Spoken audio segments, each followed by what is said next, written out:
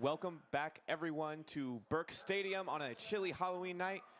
We have round one of state football playoffs against the Creighton Prep Junior Jays versus the Lincoln Southeast Knights.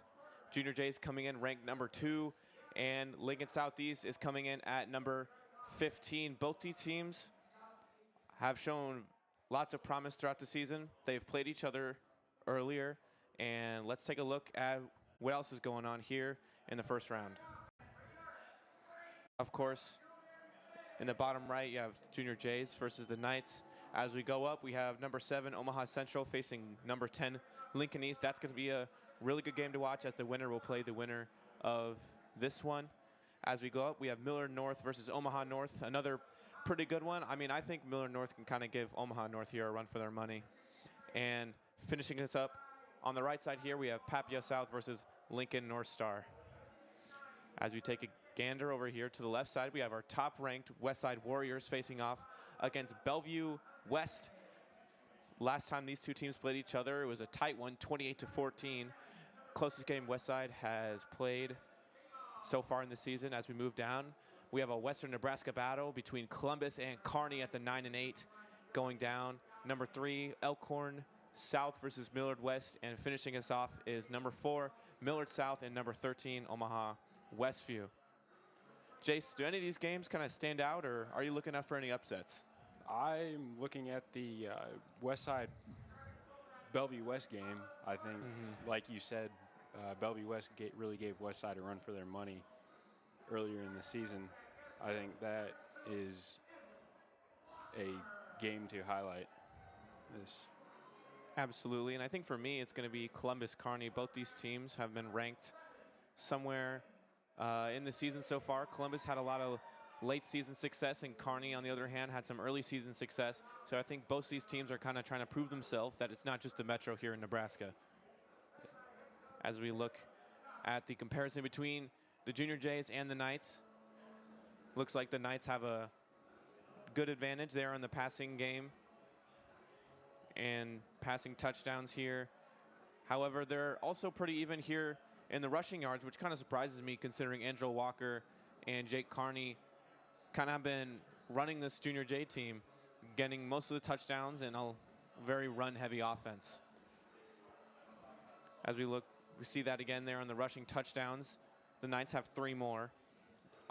Where I'm kind of seeing my eyebrows go up is there on the tackles for losses, 61.5 tackles for loss there for the Junior Jays as compared to Lincoln Southeast's mere 12. This defensive line here for the Junior Jays has been very dominant all season. I think we saw that especially in the Central game, and we see that again there in the sacks, and Junior Jays lead in interceptions as well. I think Lincoln Southeast is a very pass-heavy team, but if they need it, they can rely on their run game. As we look at the details between these last 2 meetings, the Junior Jays came out victorious 31-10 against the Knights. However, 14 of their points came from Nico Cosmic and a punt return and a pick 6. So if you take those 2 away, I mean, it's just a 7-point game. So I think, especially since Lincoln Southeast is going to come back with their starting quarterback, Gavin Sem, who's playing today with a broken right ring finger, I think we could be in for a tight one if the Junior Jays are able to kind of control themselves and limit mistakes. Then I think it could be very one-sided, but I mean, I could see it going both ways. It can be tight, especially with the sophomore Ben Leslie leading the Junior Jays tonight, getting the start over Jack Lammers. Should be a good game. Absolutely. We saw Leslie last week do very well against Norfolk. And tonight's CPSN broadcast is brought to you by Mangia Italiana, Omaha's home for fresh pizza, pasta, and classic Italian favorites. Dine in, carry out, or order online at mangiaitaliana.com. Mangia Italiana. Taste the tradition. And by Culver's of La Vista. Visit us at 98th and Giles Road. Online, pick up at culvers.com, or look for us on Uber Eats and DoorDash. Culver's, welcome to Delicious. And as Lincoln Southeast looks to take the field here, sun's already gone down. We've seen the nights become longer and the days become shorter. Kickoff is now under the lights as opposed to earlier in the season. And I think that could be very crucial, kind of setting a different tone, setting a different mood for both these teams.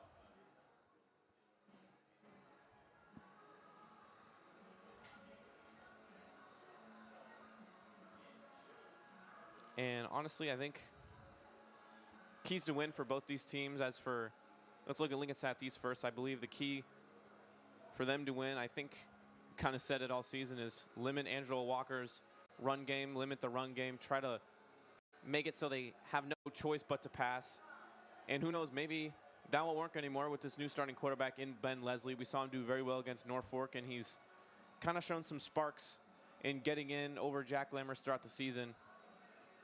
But it looks like we won't know until they start playing. And honestly, for the Junior Jays, it's limit that pass game, try to get Gavin Sem uncomfortable. I mean, obviously, like I said, with a broken ring finger, it's going to be kind of tough for him to throw the ball, tough for him to be accurate. So just kind of getting in, not necessarily getting into his head, but being able to disrupt him and disrupt his flow is going to be huge for this Junior J defense. I talked to Coach Yonk yesterday about the game plan. He said the plan is very simple.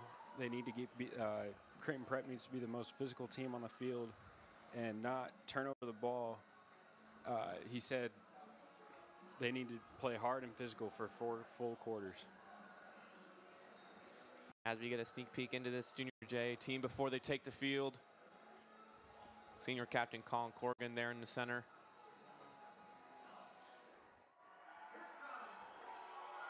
And now here comes Creighton Prep.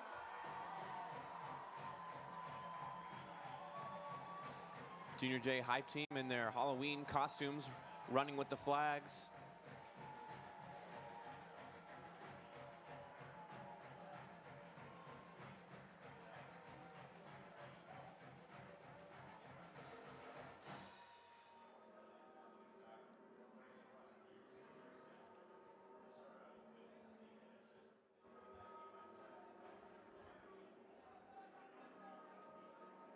.47 degrees, mostly cloudy here in Omaha, western Omaha. It's the coldest kickoff we've had so far in the season. We'll see how both these teams adapt.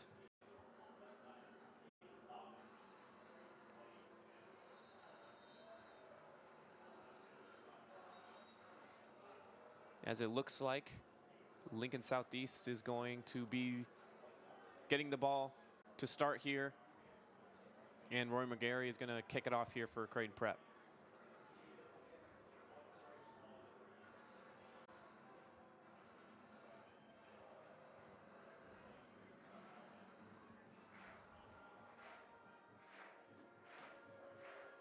Looks like back to return is number 3 Mason Meta, who I think we're going to be able to see or say his name quite a lot here.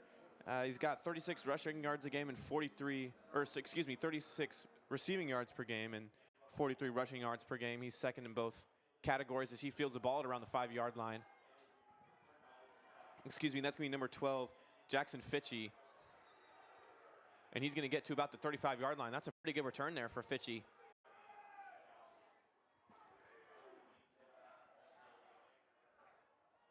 And it looks like the offense is going to set up here.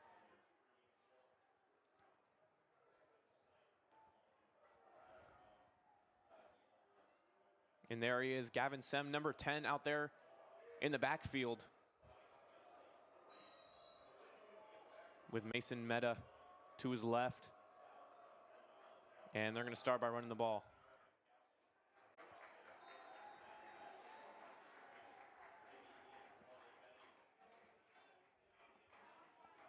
Tackle there made. That was Preston Woodward, the safety. We've said his name quite a lot throughout the season as well. He's done very well, taking up the mantle from Flynn McClay, who of course was a standout player last year.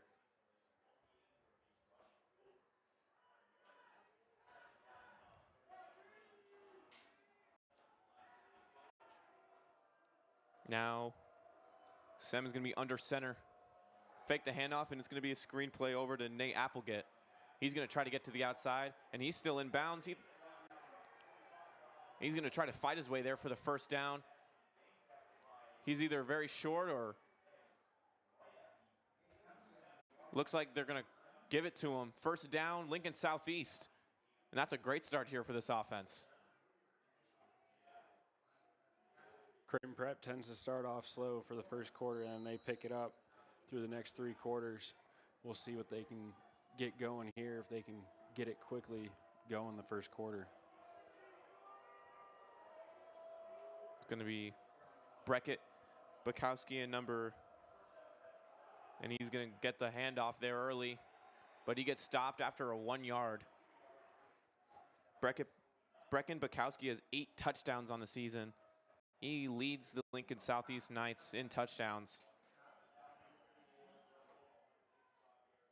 And 2nd and 8 coming up here for the Knights.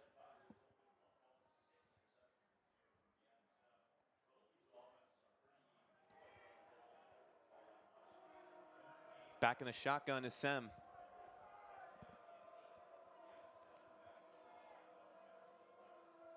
Going to fake the handoff, and he gets pressure early, but he's going to roll out and have a lot of room to run. He gets a throw deep downfield. That was intended for number 8, Applegate, but it's going to be a flag thrown for a pass interference. That was Jordan Udofia on the coverage. Looked like he just got interlocked. Didn't know where the ball was. And those are the mistakes I think. Those were the mistakes I think Coach Yonk was kind of talking about. As you said, kind of just limiting those kinds of things. Playing some clean, but also physical. And now they're going to be well into Junior J territory there on the 36, or excuse me, 36.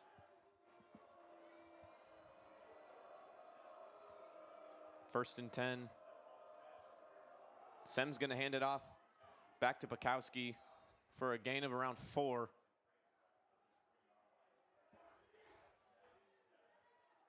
That's going to bring up 2nd and 7.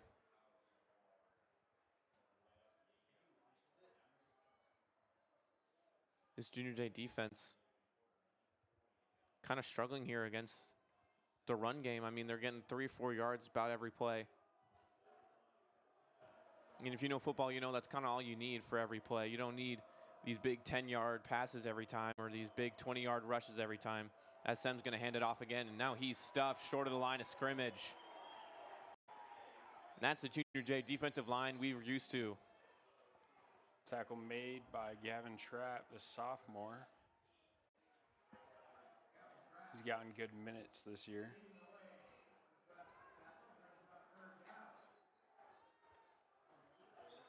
That's going to bring 3rd and 8 here for the Knights. First 3rd down we've seen. And it's going to be Sem in the shotgun. Sem's looking to pass. Gets pressure on the outside, and he's going to scramble, look to his feet. And he's going to be tackled, but not after getting the first down. That's some great decision-making there by starting quarterback Gavin Sem.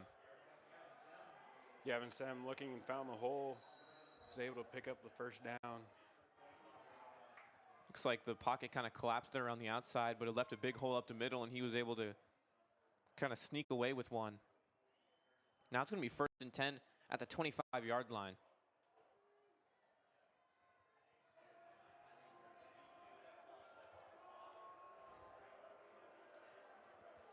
Bukowski back in the backfield. Sem's going to hand it off to Meta. And Meta's still pushing his way forward for 5 yards on the play. It's going to be 2nd and 5 coming up. Lincoln Southeast likes to run that play with the fake pitch and firing up the middle. We'll see if the Junior Jays can catch on to that quickly here and stop that. They're going to have to if they want a chance to win this game. I mean, they've kind of, the Lincoln Southeast run game has kind of been eating up at this Junior J defensive line so far in this first drive. But, I mean, there's still plenty of football to be played. And like you said, very much a 2nd quarter, 3rd quarter, 4th quarter team Junior Jays are. As Sem is under center, he's going to fake the handoff, look pass deep up the middle for the end zone, and it's going to be incomplete. No flag is thrown. That pass was intended there for number 0, Caden Ward. broken up by Preston Woodward once again. Caden Ward, the 6'3" tight end with 5 touchdowns on the season. He's been a go-to guy for this Knights offense throughout the season as well. 3rd and 5. Sem back in the shotgun with Bukowski to his right. He's going to roll to his right, try to evade some defenders, and he's going to be dropped short of the first down line, and it's 4th down here for the Knights.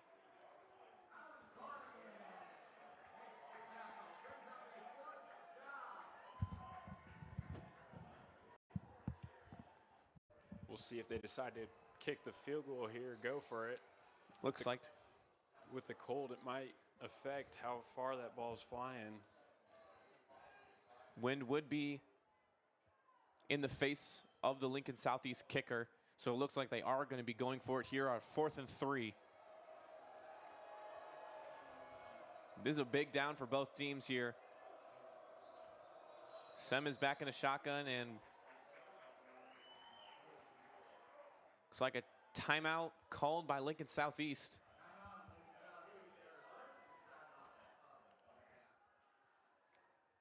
Both these teams are going to break, and so will we. Don't go anywhere. 4th and 3, Lincoln Southeast coming up next.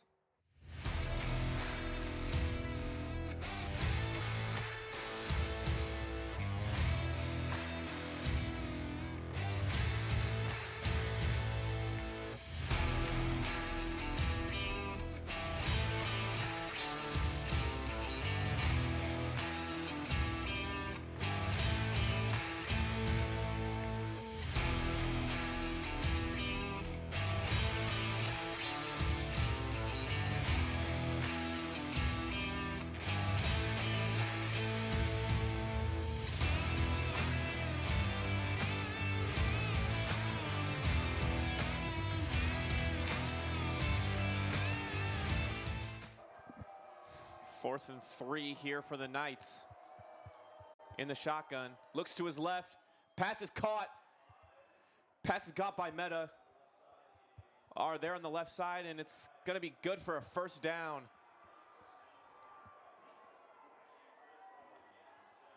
That was a close play there. That ball could go either ways.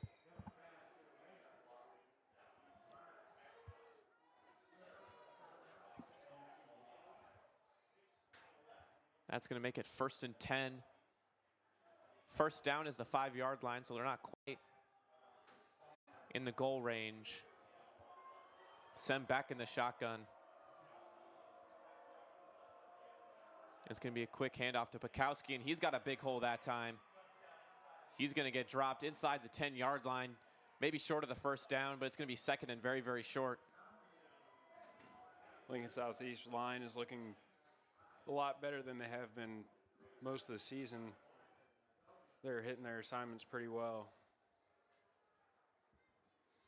Gavin Sem did not play in both these teams' last meeting, but now he's back, and now we got 3 in the backfield. That one's going to be handed off to Bukowski again, and he's going to get that 1st down. Quick flag there very, on the very line. close to it.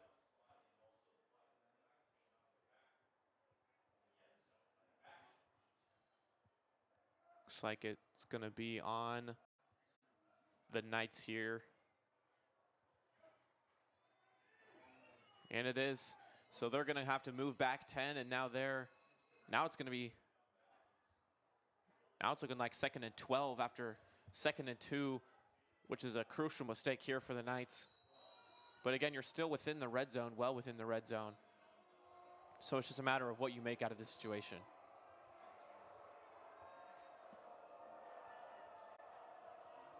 Sem and Bukowski again.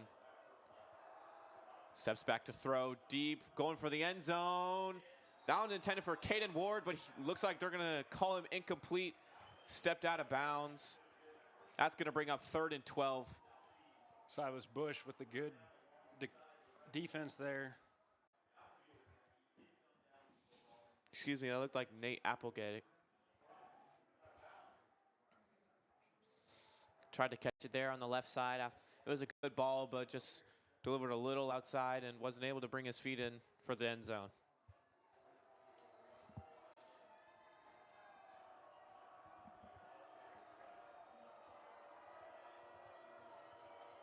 Sem in the shotgun, 3rd and 12. Looks for a quick dump pass to number 40, Maverick Ambrose. And he's going to lower his shoulder for a few extra yards, but it's still going to be 4th down. But it's only going to be 3 yards. And it looks like they are going to bring out some new personnel, maybe a field goal unit, and the Junior Jays are going to hopefully sneak away with 3 or less points.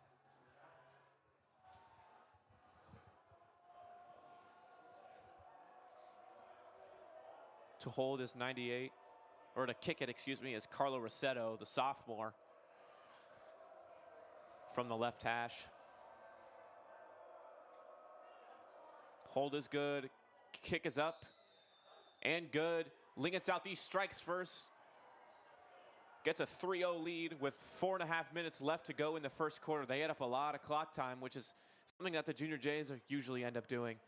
So it's going to be a matter of how the Junior J offense is able to respond to that, and how the Lincoln Southeast defense is going to try to keep up. We saw this last week with Creighton Prep starting off slow, getting that field goal scored on them, and they fired off right away. Got a handily lead. Now it's going to be the kick return unit here for the Junior Jays. It's Sheldon Galladay, Preston Woodward, and Nico Cosmic.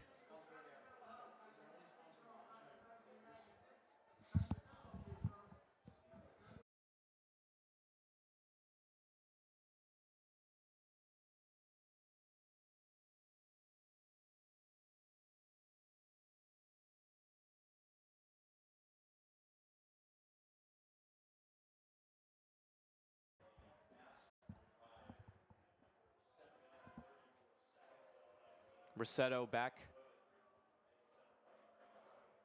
to kick. And it's going to be a short one. It looks like Vincent Constantino is going to field it. And he's going to not going to get too many yards after the field. So, but I mean, they're still going to set up at around the 30-yard line, which is some great field position considering a touchback is only up to the 20. Maybe a little miscommunication from Sheldon Galladay, who looked like ran right into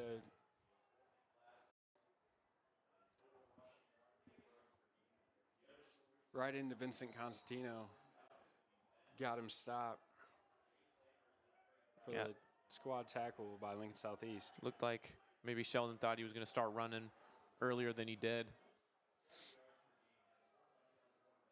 But now it's going to be, as you said, Ben Leslie in at quarterback. Walker to his left.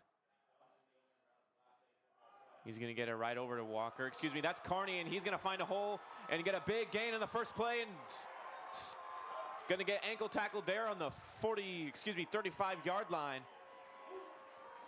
Jake Carney with a huge first play for this Junior J offense.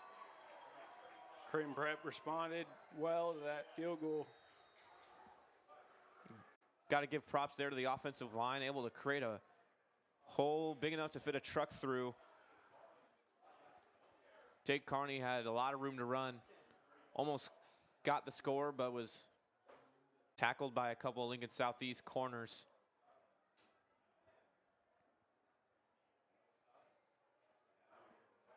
Now it's going to be Leslie again under center with Walker in the backfield. Carney goes in motion. Fake handoff, and Leslie's going to roll to his left. On the run, he's going to throw a deep ball. That one looked a little short, but it's, oh my goodness. Nearly caught. Looked like it was dropped shortly after the completion there by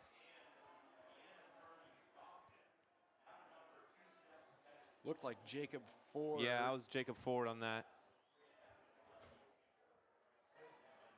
Look to see that rollout a lot more throughout this game. That's where Ben Leslie can do a lot out of that. He's quick and he can run and he can throw out of that pretty easily.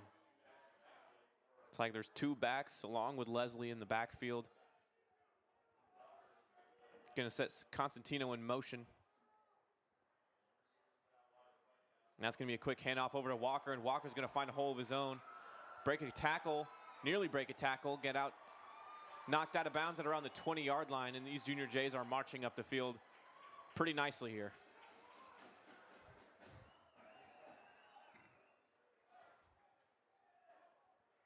Another 1st and 10, and now they're in the red zone.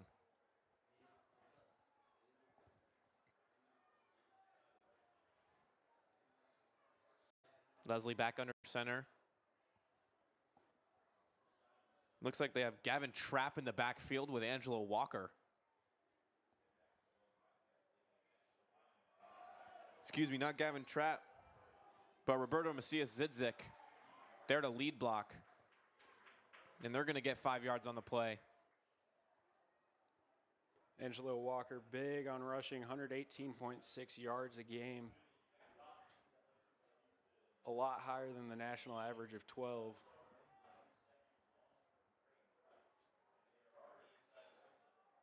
Now, it's going to be Macias-Zidzik. Looked like he was going to be in the backfield, but he's going to fall back. Leslie going to hand it off over to Walker. Walker tried to find a hole, tried to break a tackle, but great wrap up there by Nate Applegate. And it's going to be 3rd and very short here for the Junior Jays. As in will come Brody Austin, a name we like to call out here as well. 3rd and short, Macias-Zidzik back in the backfield. I mean, I think if you're the Lincoln Southeast defense here, you're looking for a run right up the middle.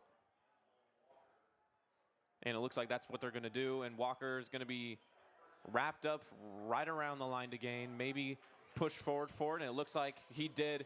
And now it's going to be 1st and goal here for the Junior Jays.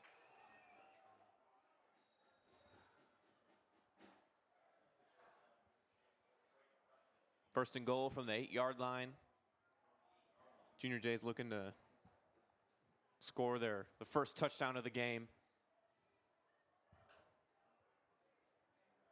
And it's going to be Carney back there on the right side and Angelo in the backfield with Leslie. Leslie with another handoff over to Walker. Walker didn't have anywhere to go, tried to bounce out, but he gets wrapped up by Caden Ward and 23 Beckham Rice. For no gain on the play, it's going to be 2nd and goal again from the 8-yard line.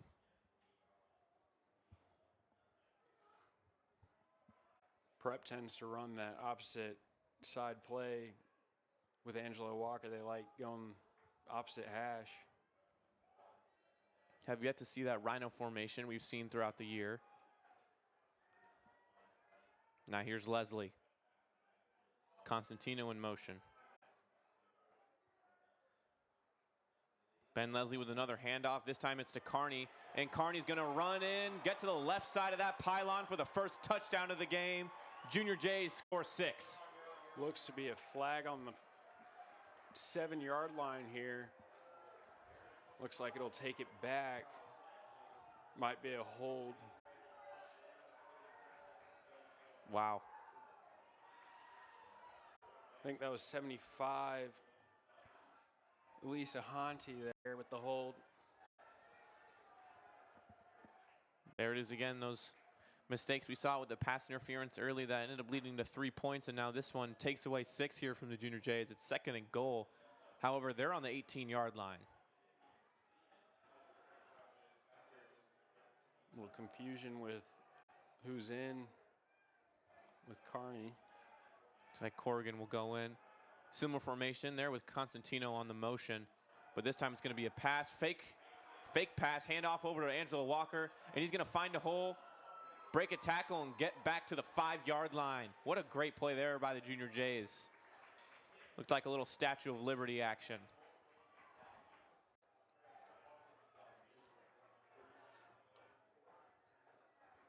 Leslie with the fundamental fake the handoff, or give the handoff, fake the throw.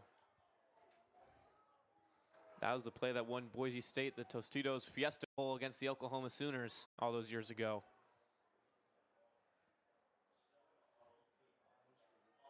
Third and goal from the 6-yard line.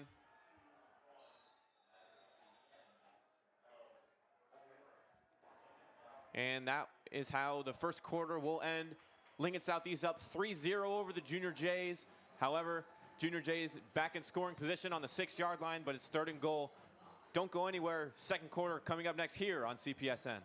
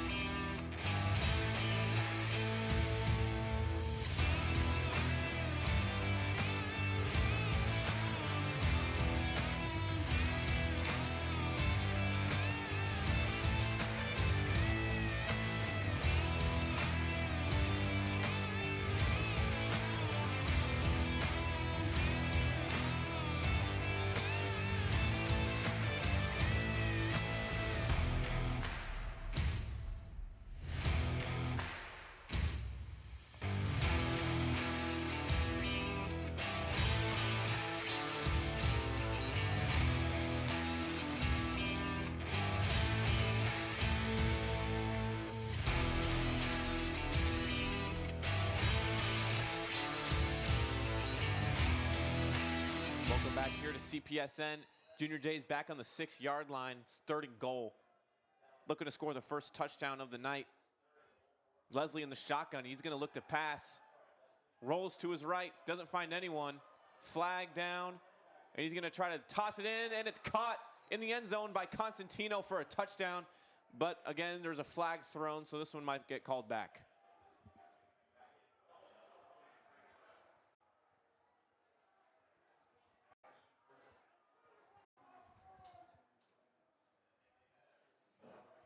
Like a holding call there. That was some great patience there by Leslie, however. As he rolled out to the right side, just waited kind of for his routes to develop. Was able to find an open guy, but as you said, it's going to be a holding call there on the Junior Jays. That makes it third and goal again, but they're all the way back to the 16-yard line. Leslie staying really calm here for his first start. Quite often you'll see a rookie in the NFL getting sped up really quickly. Leslie's just able to stay in that pocket and stay calm and roll out when he needs to.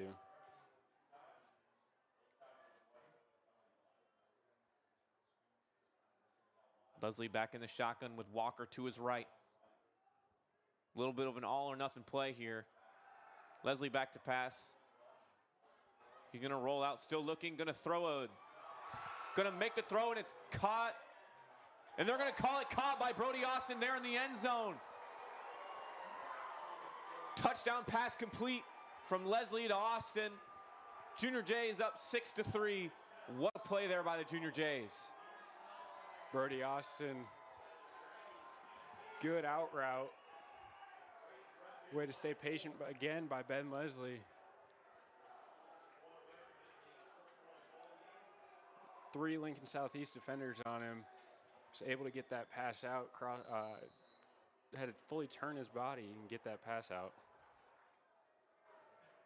You know, I think that's kind of what the coaches saw in him.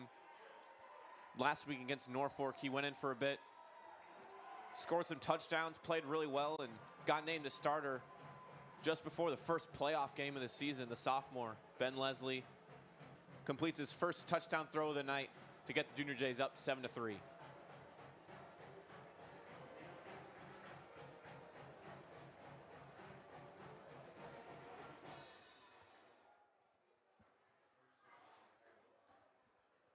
Gotta wonder how many of those kind of plays we're gonna see tonight.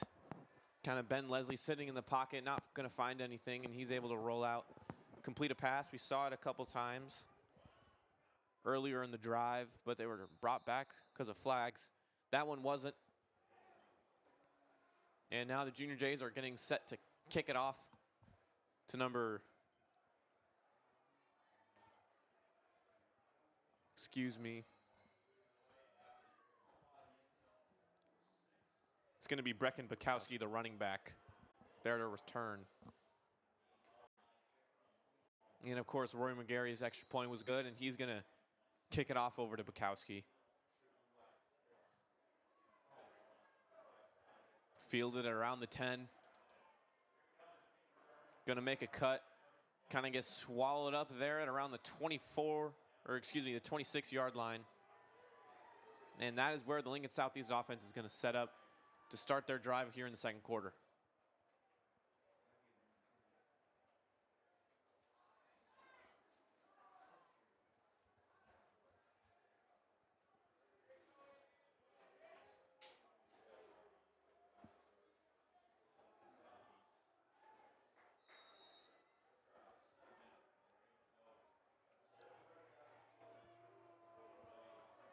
First and 10 from the 27. Sem. He's going to fake the handoff. Make the throw across the middle of the field. Caught wide open there by Mason Meta, and he's still on his feet. Still going. Gets dropped at around the 30-yard line, but on the other side of the field. What a great play there by the Knights. And those throws right over the middle have gotten the Junior Jays number all season. We saw it very, very early against DeSmet. And it looks like they still haven't been able to clean that up.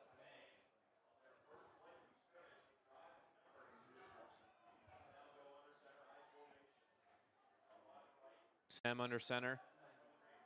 And this time he will hand it off over to Bukowski as he breaks a tackle, and he's going to get around 5 yards. Broke a tackle behind the line of scrimmage. Was able to leap up as his ankles kind of got wrapped. That's going to make it 2nd and 6. Bukowski, very quick first step, makes him unpredictable. Hard to tell where he's going to go.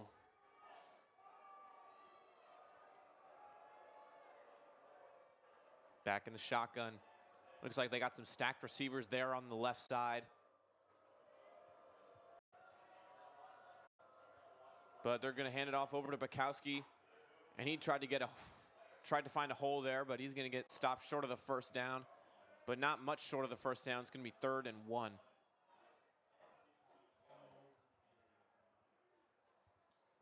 As we approach 10 minutes remaining here in the first half. Lincoln Southeast, just like that, are in scoring position. It's going to be Bukowski deep in the backfield and Sem under center. It's going to be a pitch over to Bukowski, and he's going to break a tackle, and he's going to be stopped short of the first down still. Looks like they'll lose a yard on that play. Bring up the 4th down. Expect them to go for it here. Especially this deep in.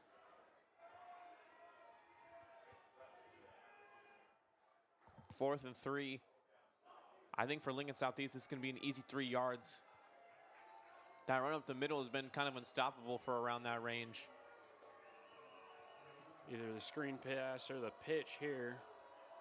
And it looked like he's going to go for that screen pass, but it's intercepted. It's intercepted. And he's going to run up the right side of the field. He's got Sem to beat, and he gets dropped. That's 32 Silas Bush on the interception. Big interception there for the Junior Jays. Huge momentum swing. Looks like Creighton Prep might try to go a little quicker here. Try to throw off the Knights. Maybe not.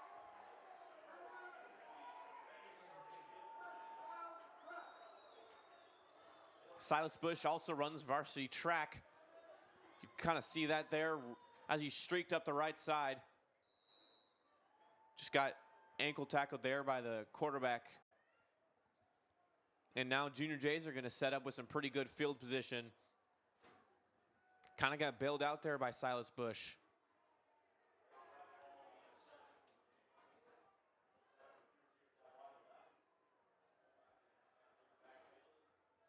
Leslie fakes the handoff, throws deep down the field over to Austin. Nearly caught.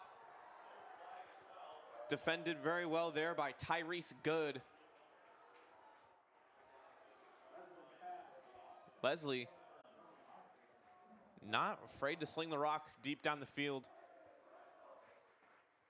Something we haven't really seen much of throughout the season, or even last season. Been a very run-heavy offense under Coach Tim Yonk. Now it's going to be 2nd and 10. Leslie back in the shotgun formation. As whistles are blown, it's going to be a timeout called there by Lincoln Southeast.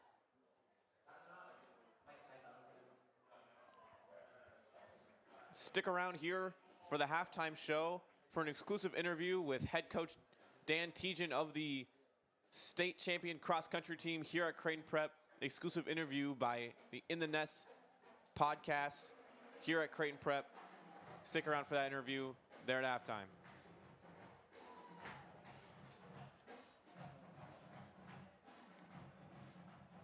Some quick score updates from around the first round. Westside is up 14-0 in the second quarter on Bell West. Millard South is up 14-0 in the first quarter against Westview. And Central versus Lincoln East is 3-0 in the fourth quarter. Or excuse me, in the first quarter. 2nd and 10 here for the Junior Jays. It's going to be Leslie and Walker again in the backfield. Bellevue Westside game we noted as a highlighted game. Looks like Westside's getting off to a strong start. Walker takes it. Got a lot of yards after contact there. Looks like he's going to be just short of the first down, but it's going to be 3rd and 2. As Macias Zidzik is going to run onto the field, you got to wonder if they're going to run that formation where he's lead blocking.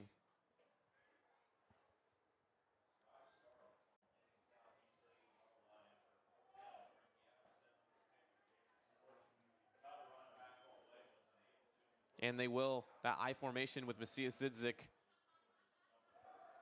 And Walker's going to push his way there for, it's going to be really close there on the first down. It looks like they're going to give it to him. 1st and 10, Junior Jays at the 25-yard line.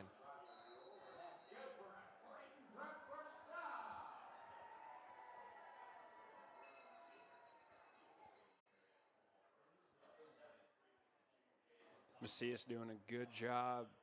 Macias Sidzik doing a good job of finding his block, staying on it, not letting them shed.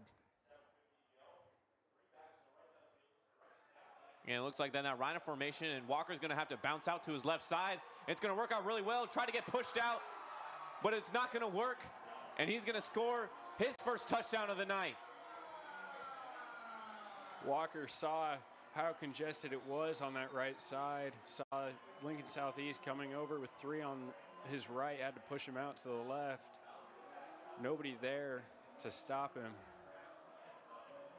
Great touchdown by Walker. And way to keep the play alive. Looked like it kind of ended after that big pile up there on the right side, but he was able to bounce out, find some room to run, and was able to sneak in for a touchdown.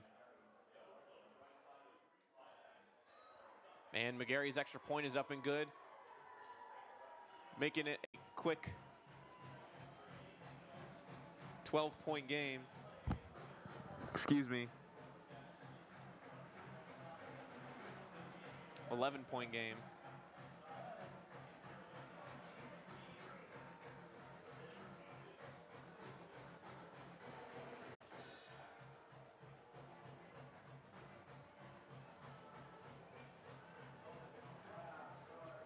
Lincoln Southeast with only 1 timeout here going into this drive with 7:38. Have to be really smart with it. Creighton Prep still with their full 3. 7:38 remaining in this first half.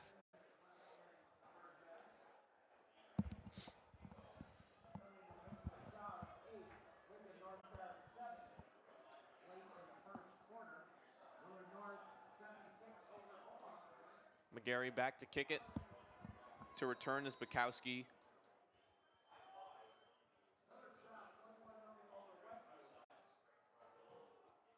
It's going to be a high kick.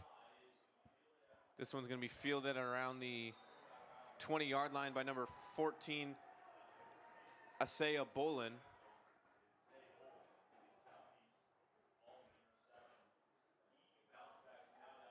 First and 10 there from the 25-yard line.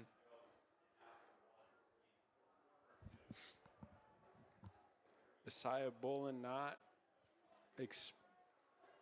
expected to be much of a name tonight.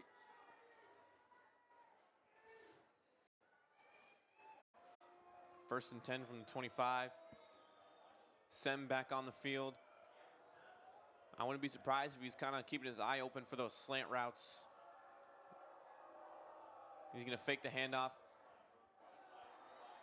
Pass incomplete, intended for Nate Applegate there on the right side, but looks like he kind of threw it over him, out of bounds. Second and 10 coming up.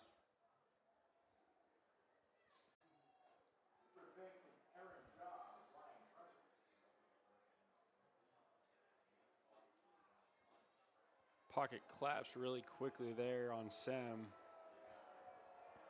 See what they do here on second down.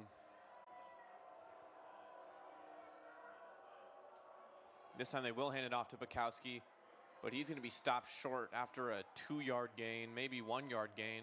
Looks like it will be a 1-yard gain. 3rd and 9 coming up.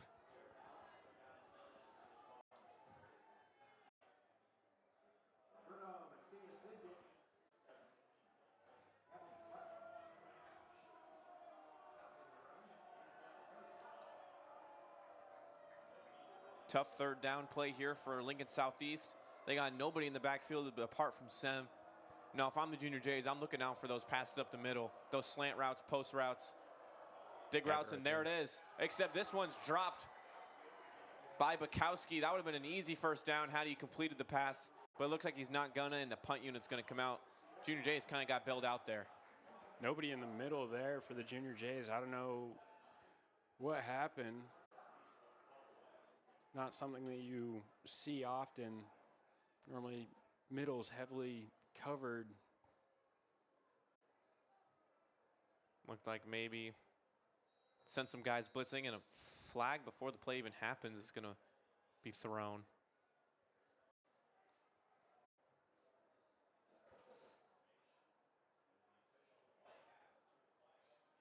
And it's going to be on Lincoln Southeast. Looks like maybe a illegal formation.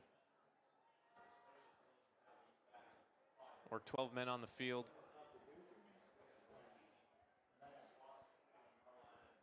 Outcome still the same here for Lincoln Southeast. They're going to go try to punch it away to Nico Cosmic.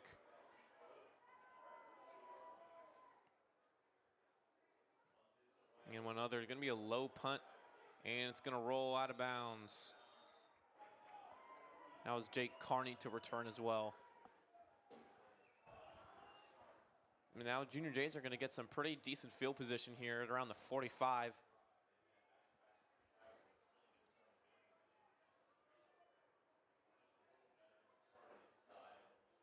It's going to be the 44. And the Junior Jay offense already back onto the field after scoring a quick touchdown, thanks to Angelo Walker. Junior Jays, 2 great drives to start off this game. Now here's Leslie in the shotgun. He's going to hand it off to Walker. He's going to try to hit his hole, but he's going to be stopped short.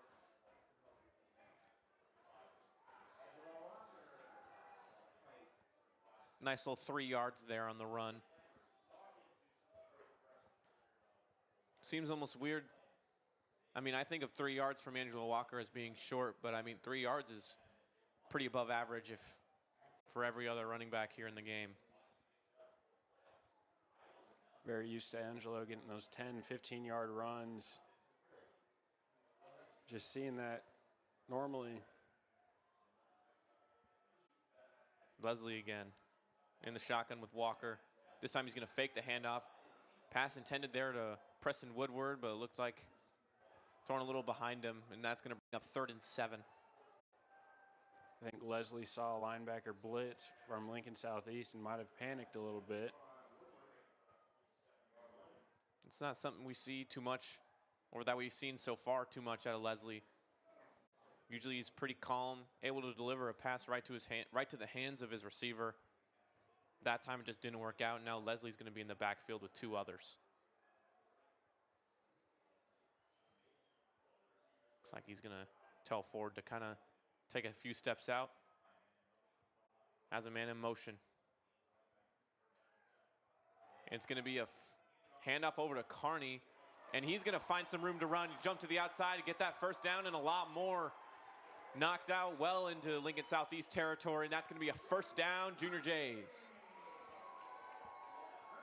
Jake Carney, the sophomore, been getting a lot of minutes recently, trying to keep Angelo Walker healthy, along with Warm. That's a great play there, ran by the Junior Jays. Looks like he handed it off to Carney and then fake handed it off to Walker. I think everyone was kind of expecting it to be a fake to Carney and a real handoff to Walker. Able to jump to the outside and get huge gain on the play. Now here's Leslie again in the shotgun. Looks like something similar, but this time it will go to Walker. And Walker's going to power through for a nice gain on the play. It's going to be 2nd and inches here.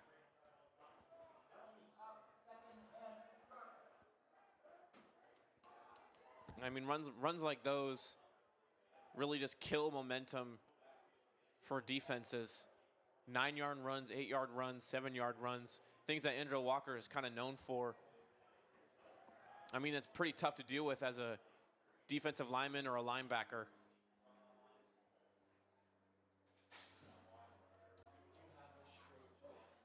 Galle in motion. This time they're going to hand it off over to Walker, and he's going to find a hole, get tripped up. Oh, my goodness. Gets tripped up. If he didn't get tripped up there, I think he would have taken it to the house, but he's going to fall short at around the 10-yard line. They're going to call it 1st and goal from the 10-yard line.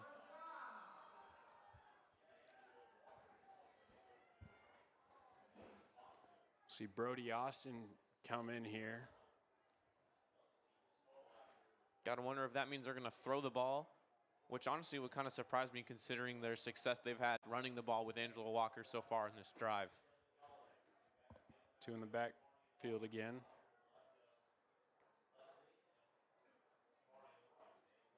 And it looks like they will hand it off. But this time he stopped short of even the line of scrimmage. That was Jake Carney again. 2nd and goal back from the 10-yard line. Now it's kind of a formation that we haven't seen too much of this year. We got a quarterback and 2 running backs, one to his right, one to his left. I mean, we've seen Colin Corrigan come in plenty of times as a fullback, but never this kind of formation.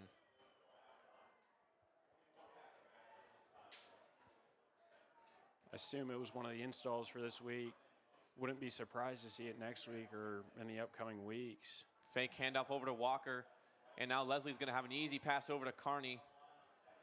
And a flag is thrown late there on the play. Looks like that defender kind of had to make the choice to shut off Carney and go for Leslie. And depending on what he did was what Leslie was going to do. And it looks like Leslie made the right play.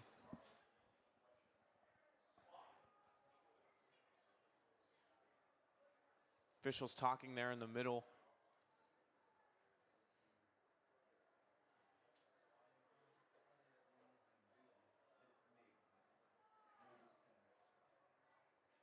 And they're going to call holding there on the offense. And that's going to move them back even more. Junior Jays, that's their 3rd holding call of the night in the red zone.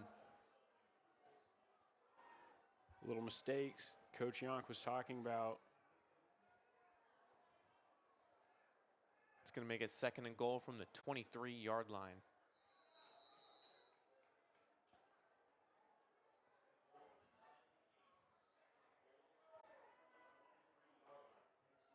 Now Leslie back in the shotgun. And it looks like a little miscommunication there. Looked like he was trying to call Sheldon Galladay over for a motion or something, and ball got snapped, and that's gonna be a false start. That's the stuff you hate to see there for this offense. I mean,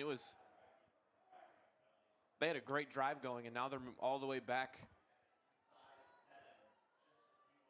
Now they're all the way back to the 29-yard line. And it's 2nd and goal. Gotta wonder how much of that is nerves here for the quarterback, Ben Leslie. And he's gonna drop back to pass. Stays in the pocket. He's gonna roll to his left. He's got a lot of room to run. He's gonna tuck it. He's still on his feet, still moving. Waltz is out of bounds at around the 10-yard line. Smart play by Leslie. Not trying to force anything. Taking the yards. That's going to make it 3rd and goal from the 8-yard line. Got all the way back to where he was. 4th and goal. Looks like they're going to go for the field goal here anyways. Yeah, I believe it was 4th and goal on that. And that's going to make it 17-3 here for the Junior Jays as McGarry's kick is up and good.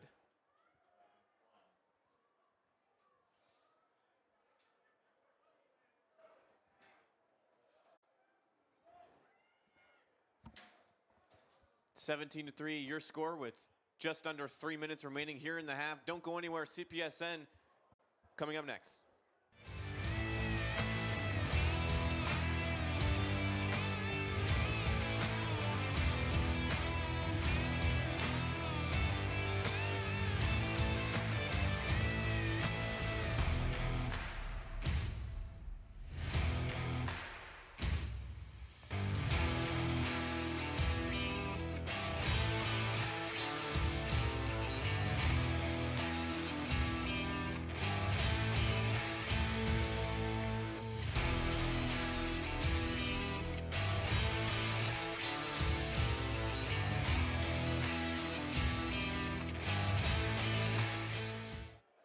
Welcome back to CPSN. Warren McGarry's kickoff is going to go out of bounds, and that's going to be another flag.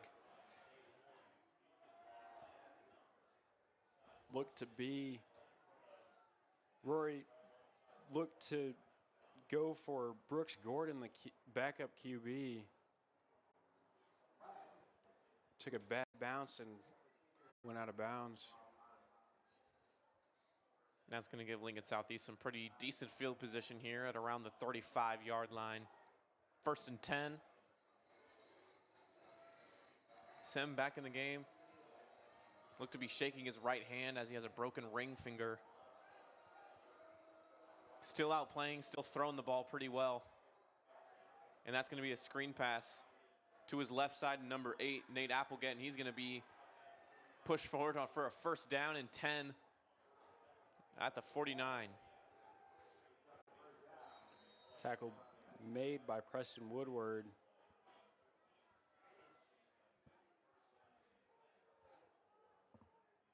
Those screen passes, usually Junior Jays are pretty good at defending those well.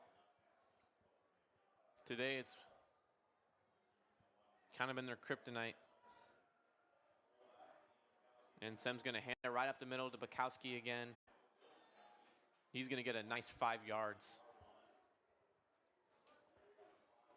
Take a page out of Prep's playbook there with the lead blocker shooting it up the middle. That's going to make it 2nd and 4 here for the Knights. Sem back in the backfield. And another handoff to Bukowski. Bukowski looked to almost get free there, but he gets dropped and thrown forward there for the 1st down. And that's going to be their 2nd 1st down of their drive.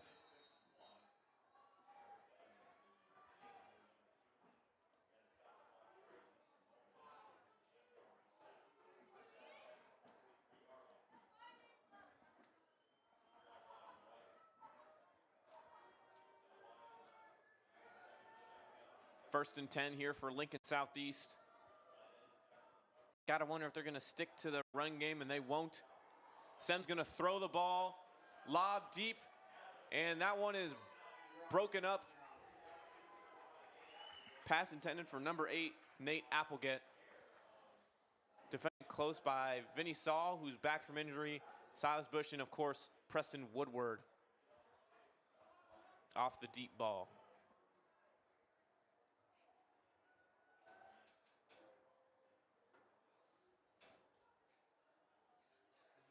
Second and 10.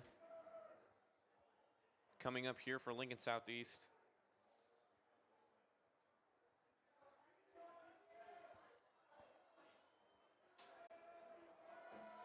Sem back in the shotgun. And he's going to look to pass once again. Pressured there by Jake Brock. Has to roll to his right.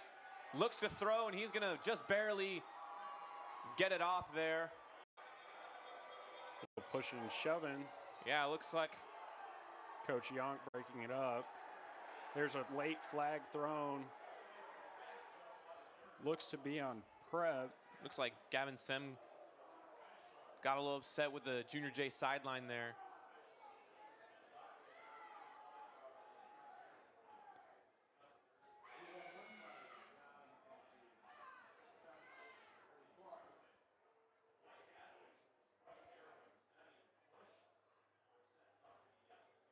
And they're going to go personal foul on Lincoln Southeast. And that's going to be 15 yards after the incomplete pass, so that's going to bring up 3rd and 25. Jake Brock there on the pressure was able to push him out of bounds as he was throwing the ball. Gavin Sem got up, looked like a few words were exchanged, and that's when the flags were thrown. And it's going to result in negative 15 here for the Knights.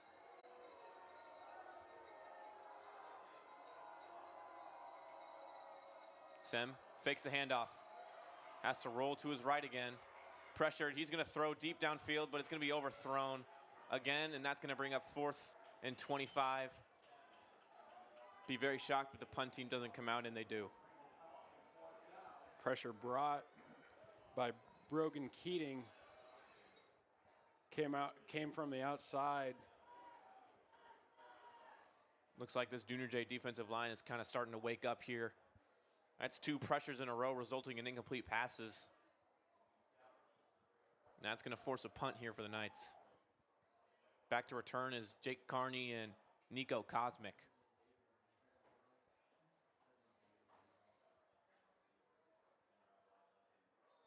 And that's going to be a false start there in Lincoln Southeast. They're going to have to move back even more.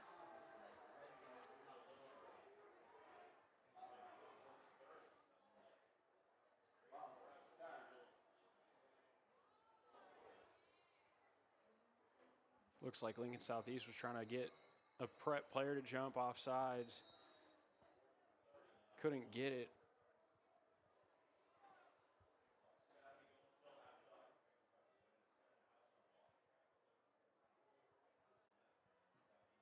And it's going to be a short punt. And it's going to roll out of bounds at about the 43-yard line. And now the Junior J offense is going to take the field once again with just under a minute to go in the first half. Again, make sure to stick around here for the halftime show as head coach Dan Tejan is going to be here for an exclusive interview with the In the Nest podcast. His cross-country team just took home the win in state cross-country. It's their second win in 4 years. And this Junior J cross-country team has looked very strong in these last 4 years. Interesting to not have seen Lammers back at the quarterback position in this at all in this first half. Leslie's quick dump pass over to Walker. Looks to be blown up. Maybe he'll get back to the line of scrimmage, but it's going to be second down. And it looks like they're running kind of a quick offense here. Leslie alone in the backfield. Got to wonder if he's going to try to launch it deep. Now, if I'm Lincoln Southeast, I'm going to send a lot of guys, and looks like they do. This one's going to be complete. Back over to Walker, and he's going to be good for a first down. A little bit more. 24 seconds remaining.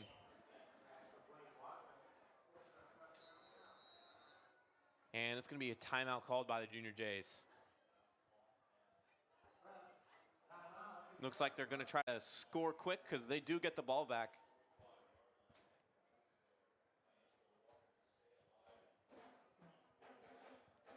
Looking like they're going to try to score twice here in quick succession, at least quick game succession. End of the second quarter, beginning of the third quarter.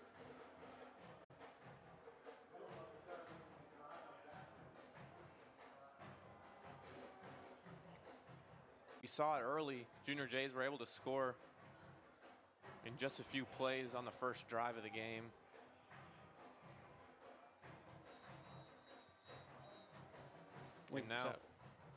Lincoln Southeast struggling to get points up. They are a very consistent scoring team throughout the 4 quarters, averaging about 29 points a game. Leslie, quick throw to his right side to Austin. And Austin's going to be tackled, but not after a gain of 5 yards on the pass. And another timeout here by the Junior Jays. 18 seconds left here in the first half. Junior Jays use up their second timeout.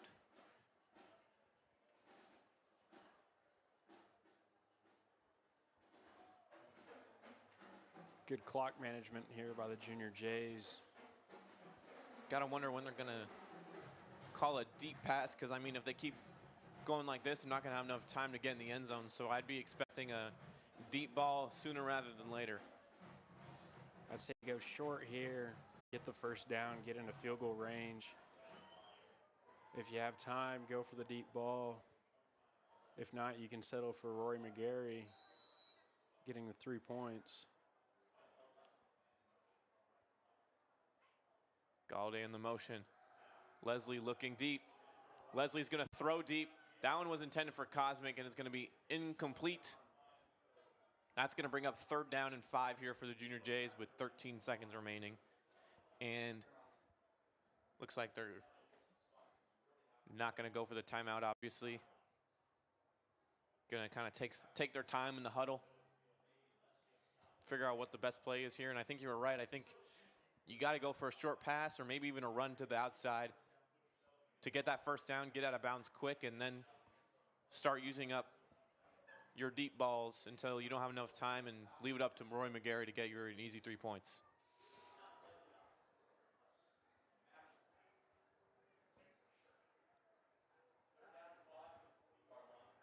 Lincoln Southeast ready for the short pass. Leslie, he's going to have to roll to his left. Looking.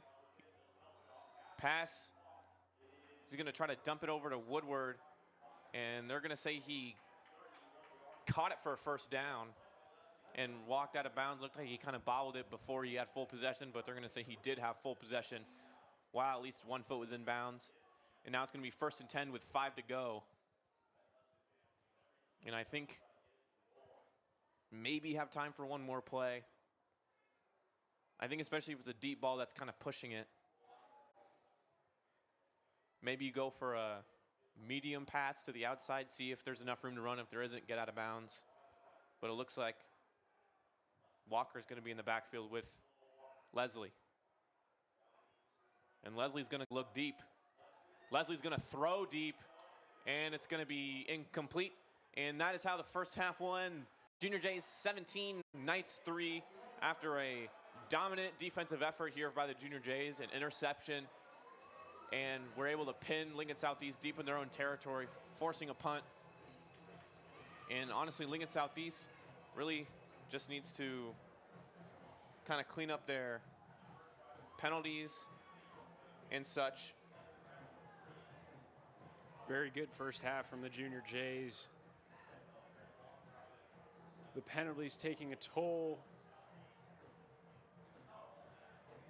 Absolutely, and I think, to be fair, I think they're taking a decent toll on both these teams. I think Junior Jays had some penalties early that kind of shot themselves in the foot, but they were able to recover pretty quickly from them. Getting up 14 on the Knights. And that's how we'll leave it here for now from CPSN. Don't go anywhere and stick around for the interview with head coach Dan Tejan coming up next.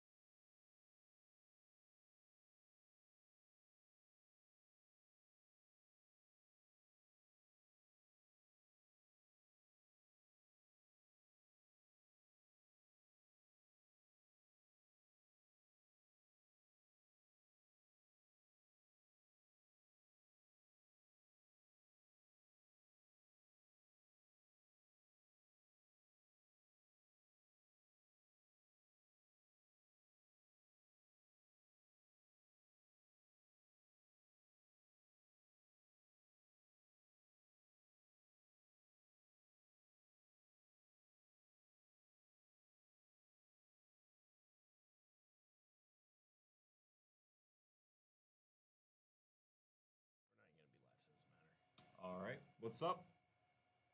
We got an interview today. State champion cross country coach, Coach Tejan. You know it. How's it going? Good. How you guys doing? Doing good. Friday Great. morning. I'm great. Yeah. Halloween. Halloween. Yeah. Trick or treat. Yep. Oh, yeah. It's Nothing gonna be better. a good game tonight. Good game tonight. All right, so getting the interview started. In the off season, who were some guys that kind of stepped up after the seniors of last year left? Because I know the expectations were never like state champ. Like everyone was kind of like there would be like top 5, but then you guys won state in. So what? You know, it's funny. We just did we talked about summer running last night at our banquet. And, I mean, we'd have 30 guys there, 25, 30 guys there every day during the summer. You know, we ran just in June and July.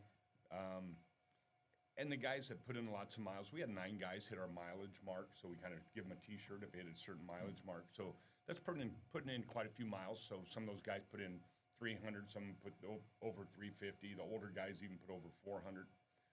So in most of them were the guys. There's about 9 guys that did that. Like the seniors, Highland, Mark, Hoffman, and then some of the juniors. Benny Ewell had a lot of miles, Isaiah Coleman, Aaron Robles, and then some of the sophomores, Leverett Stricklet, Fritz Snyder, and Finn O'Keefe. That was kind of our core group that put in quite a few miles. Nice. Awesome. Moving on to the next question. What coaching philosophy or approach do you emphasize the most for the cross-country team? Oh, that's interesting. I don't know if I really truly have a philosophy. I think the one thing we talked about, and I guess I talked about, and we brought it up last night, even kind of relating it to when we ran at state, is we kind of let guys form their own race plan and figure out each course differently. I don't think there's one size that fits all. And then we talk about running your race, but we also talk about competing and racing. We try to keep it simple. You don't want to get in guys' heads too much. I think philosophically, I think our guys work hard. I think our coaching staff works hard. I think our kids are willing to put in the time. We have really good attendance at practice. And I think that's part of our success. Nice, yeah. Keeping it simple. I like it. And then, was there any specific guy that surprised you this season? Say that again. Any guy that surprised you this season? Any guy that surprised me. I don't know if I had I would honestly say Peter Lichtig being a freshman. I always think a freshman is always a hard read because, first of all, they haven't ran a 5,000K or 5K race yet. Yeah. And then you haven't been around him enough to kind of know. I knew Peter was a strong runner from just watching him run in 8th grade in track and cross country, and he's pretty passionate and committed to it. But to run as well as he did in place, as well as he did in races as a freshman, and he was strong enough to make it through the season. Sometimes freshmen aren't strong enough to make it through the season. You can tell it's a long season, gets hard on him, but he was pretty impressive. I would say if any guy would be like the guy that surprised me the most, he'd probably be my first thought. Nice. All right.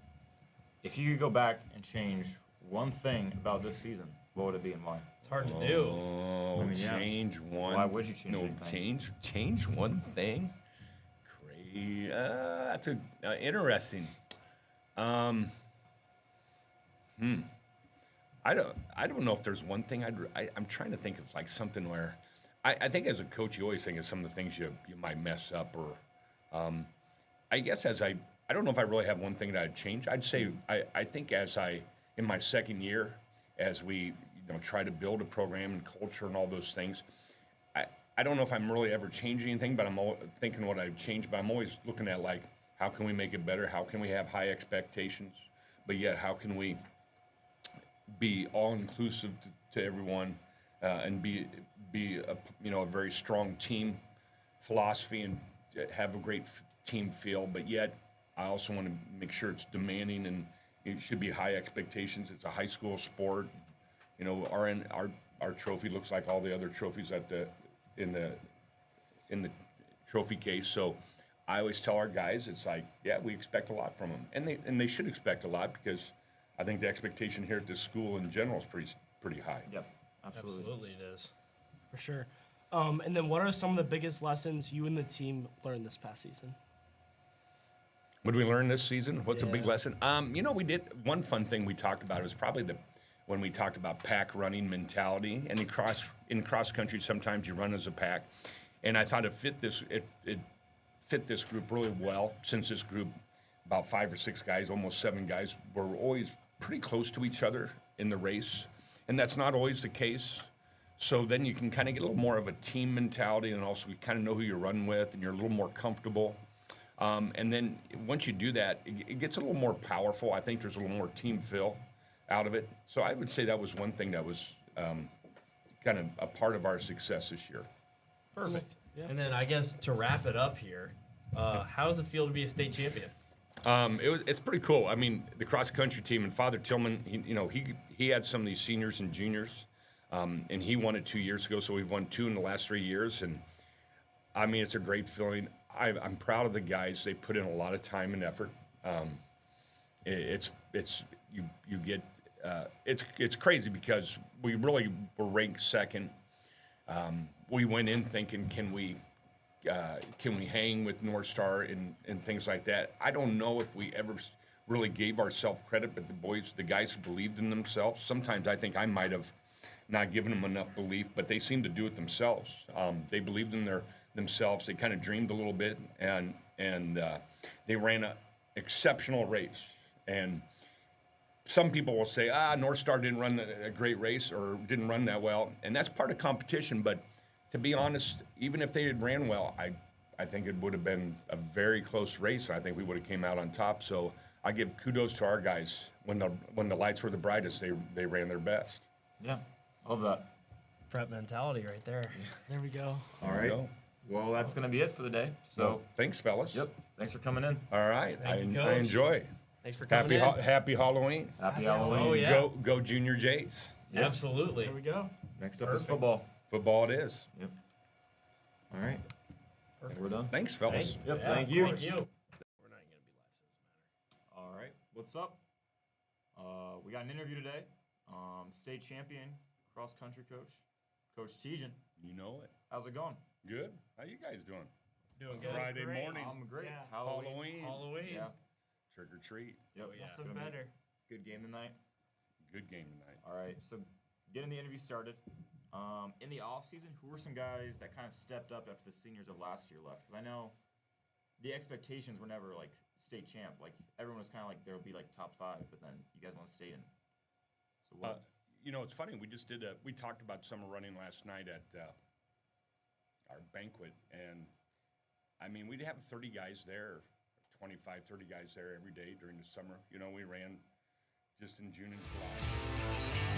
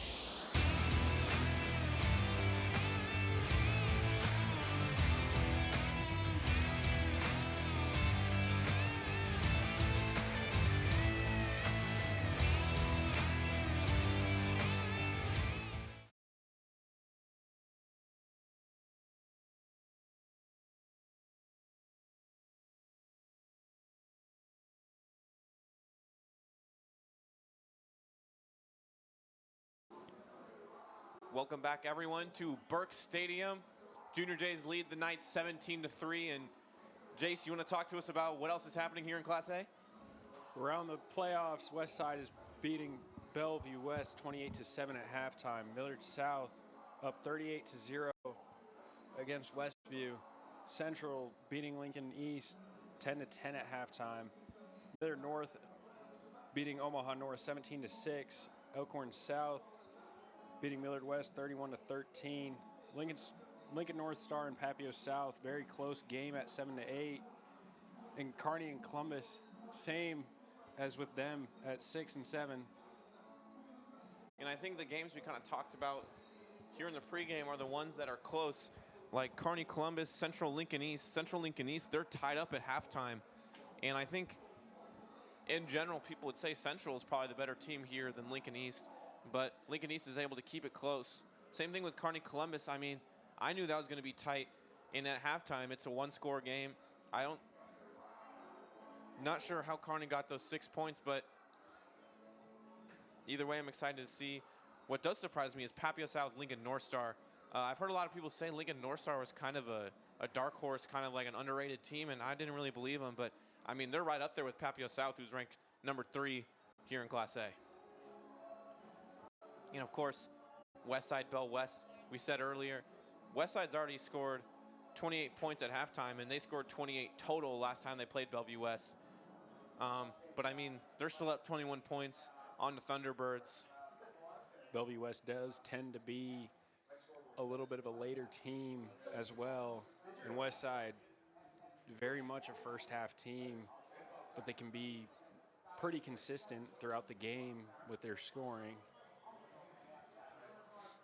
Just a minute here before kickoff. Junior Jays to receive and the Knights to kick.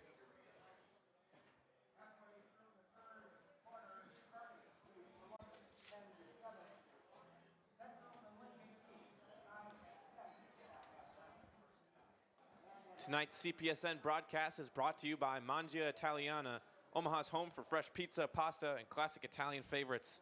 Dine in, carry out, or order online at mangiaitaliana.com. Mangia Italiana, taste the tradition. And by Culver's of La Vista. Visit us at 98th and Giles. Online, pick up at culvers.com or look for us on Uber Eats and DoorDash. Culver's, welcome to Delicious. Thank you so much to our sponsors, able to fund this amazing program. As Lincoln East is getting ready here to kick off to Sheldon Galladay. I believe that's Nigo Cosmic and Preston Woodward.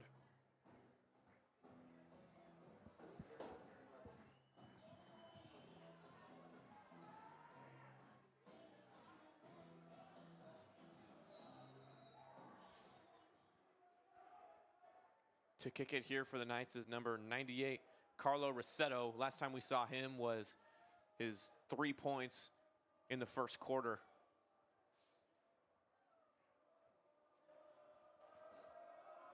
And second half is now underway as it's going to be fielded there by Cosmic.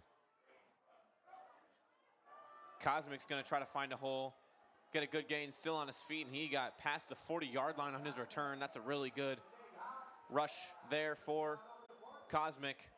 No handoff to Sheldon Galladay, which has been a big theme for almost every kickoff this whole year for the Junior Jays. Peter Ewing does a great job there on special teams, running those trick plays. It looks like Junior J offense getting ready to take the field here, headed by Ben Leslie.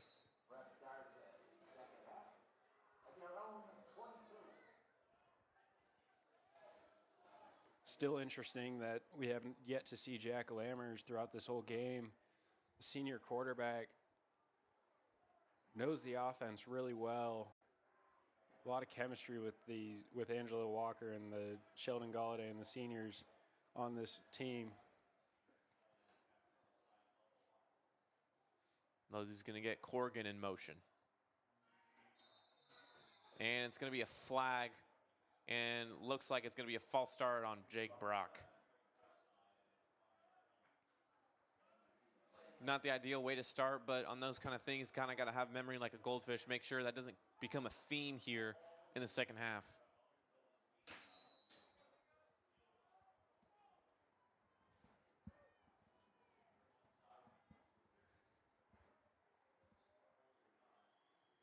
Junior Jays with a quick 1st and 15 now here to start the half.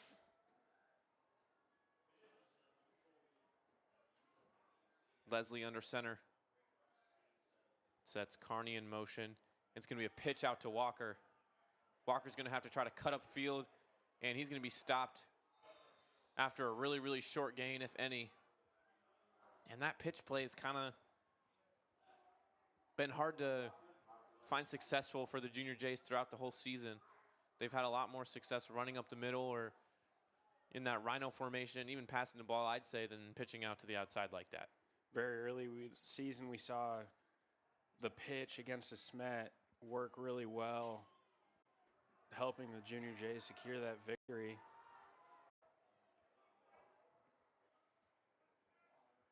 Leslie back in the shotgun. Gonna fake both handoffs, rolls to his right. And that one pass was intended over for Vincent Constantino. Looked like it got tipped early.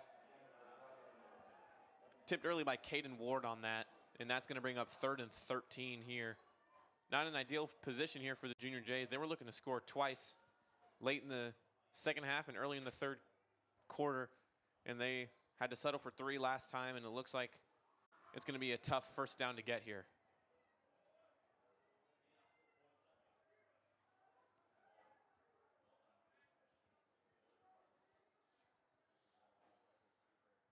Leslie fakes the handoff.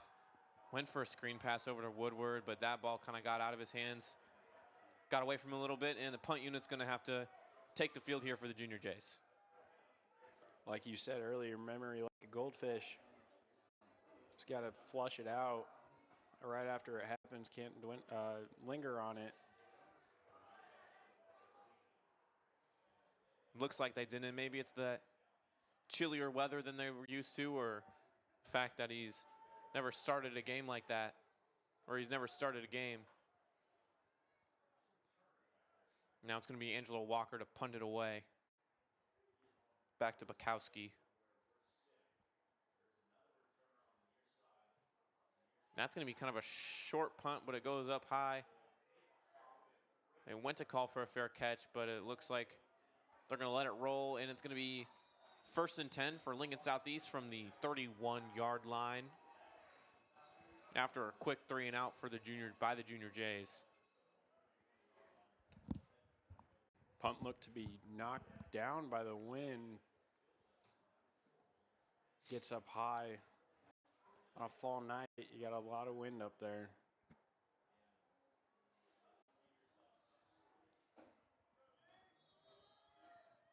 Now here comes Lincoln Southeast offense headed by Gavin Sem, playing with a broken ring finger on his throwing hand.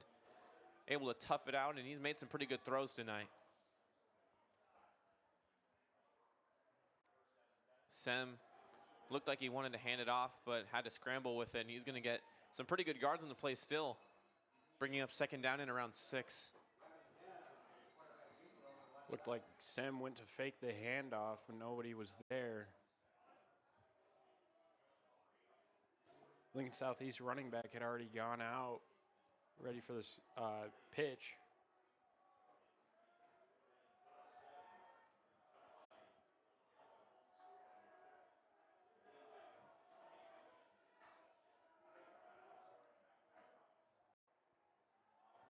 Drops back to pass, and that one's complete back to Ward. And he's going to be tackled, but not after a 1st down.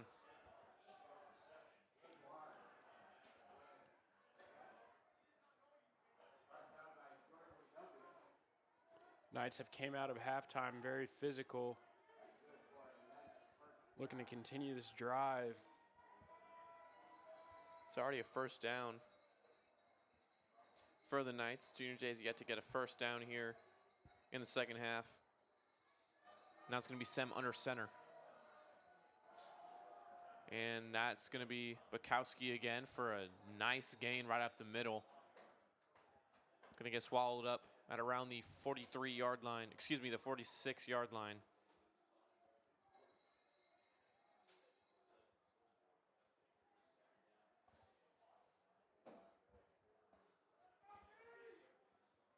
Junior J defense going to kind of have to step it up a notch here in the second half. We kind of saw this against Fremont. They had a pretty decent lead, but towards the end, Fremont was able to score a couple touchdowns. Of course, Prep still won, but Fremont was kind of giving them a scare for a little bit, and that run by Bukowski is going to be stopped short of the line of scrimmage, and it's going to be 3rd down and 5 coming up. Angelo Walker saw a hole, blitzed up it, saved maybe 4 or 5 yards on the run by blocking that hole. Had to force the running back out to the outside. Now here's Sem back in the shotgun. No one else with him. Looking to throw. And he's going to throw deep. Looking for Meta, and it's intercepted by Nico Cosmic once again. And Ward's going to get him down at around the 48-yard line. Nico Cosmic with another interception on the season. And now the offense gets to take the field once again. Hopefully this is a little bit of a redemption for them after a quick 3-and-out not too long ago. Big momentum shifter for the Junior Jays after getting that turnover quickly, or the 3-and-out, excuse me, very quickly. Looking to get, like you said, Chris, the redemption here. 1st and 10 from the 49-yard line, just outside of Lincoln Southeast territory. Leslie's going to set Corrigan in motion, and he's going to hand the ball off, and he's going to be swallowed up pretty early. That was Jake Carney on the rush there. 2nd and 9 following that play. No Angelo Walker out on the field as of right now. To be fair, he was just playing defense there not too long ago. And now it's Leslie under center once again.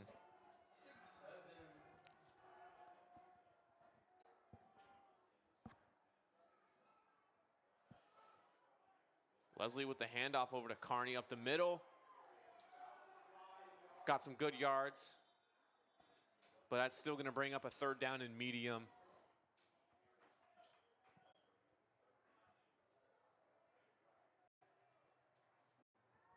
Be 3rd and 4 here. Big 3rd down play. Walker comes in, but Carney does not come out. I'm going to be looking for that shotgun formation with one to Leslie's left, one to his right. And it looks like that's what they're going to go with here. See if they run that fake double handoff. Leslie in the shotgun hard count. And they're going to go for that double handoff, but it's going to be Walker with it. He's going to find a hole, get a 1st down and a lot more. It's a great play by the Junior Jays, something we haven't really seen all season. They saw the linebacker again starting to blitz. Fired up that hole. Great run by Angelo Walker. 1st and 10.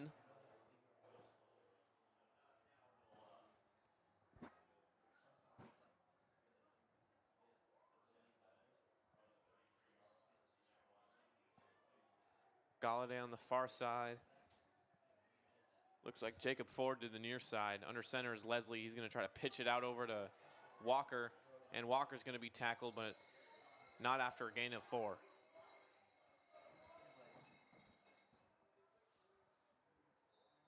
Looks to be a Lincoln Southeast player injured.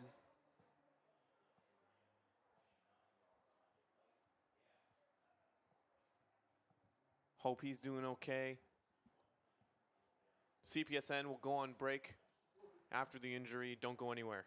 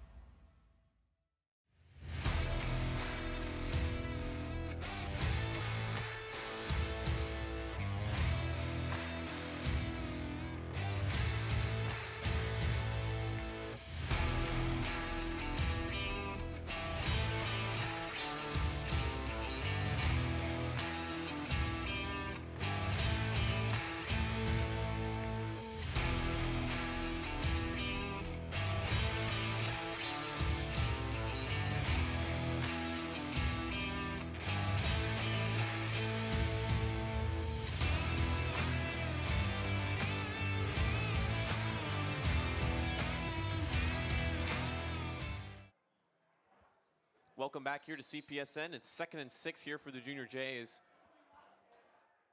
After a short injury timeout, Leslie in the shotgun. And he's going to hand it off to Carney. And Carney's going to try to power forward for the first down. He's going to be stopped short, but there's not going to be a whole lot left until that first down. Junior Jay's in the red zone now.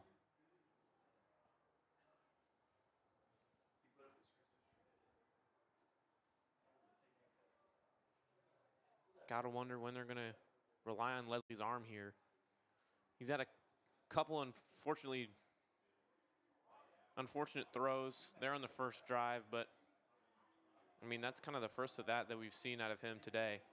Right side heavy, looking for a rollout to the left. Carry to the right. It looks like Walker's gonna power forward for that first down. As you said, they're in the red zone. 1st and 10 from the 19-yard line. And there's, as we approach 5 minutes remaining here in the third quarter, Junior Jays have eaten up a lot of this clock, something that they've become infamous for doing.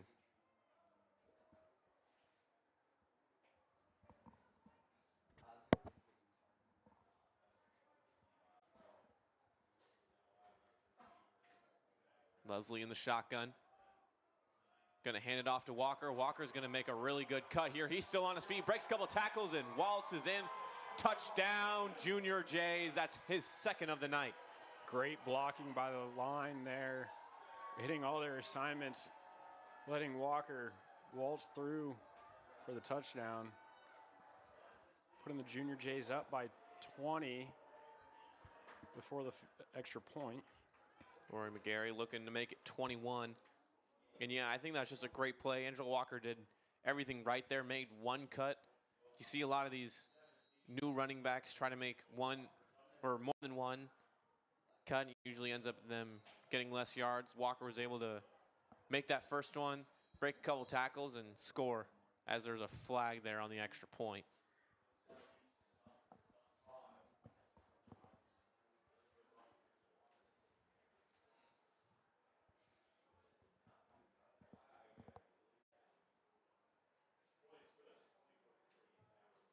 Like it's going to be a personal foul there on Lincoln Southeast.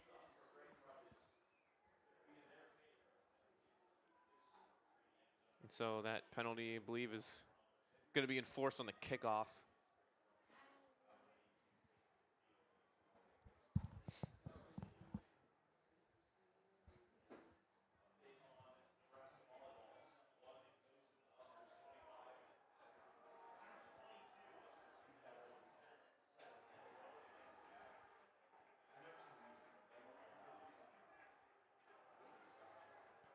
And here comes a kickoff team on the 50-yard line this time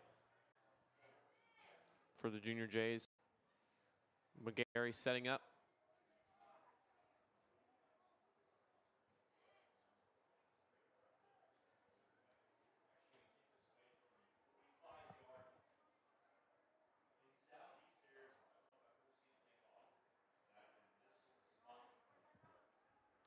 .45 degrees here now. Maybe looking for a short kick from Rory.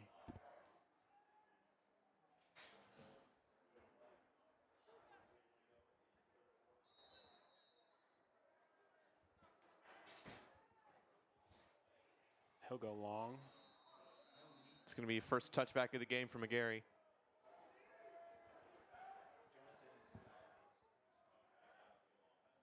And that's going to allow Lincoln Southeast to set up at the 20-yard line. Last time they were on the field, it ended in an interception, the 2nd of the night for Gavin Sem. The 1st of the night for Nico Cosmic. And you got to wonder when this game kind of is going to be out of hand here for Lincoln Southeast, but they still got their hopes up. Gavin Sem's in the shotgun. Looking to throw. It's going to be a short dump to his left side, and he's got some room to run. Brought down, but not after a quick first down. Looked like that was Caden Ward on the run there, or on the catch as well. And it looks like there's going to be another Lincoln Southeast player down for an injury.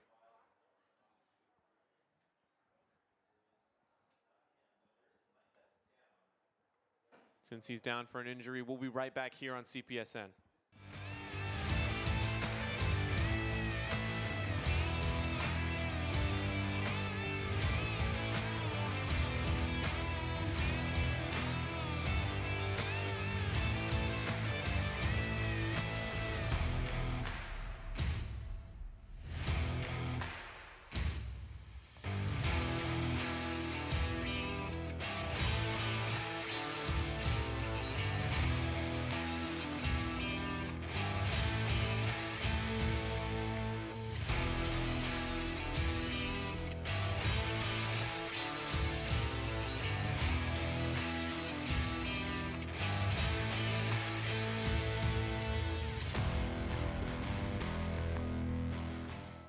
Welcome back here to CPSN. Gavin Sem back in the shotgun after a nice play.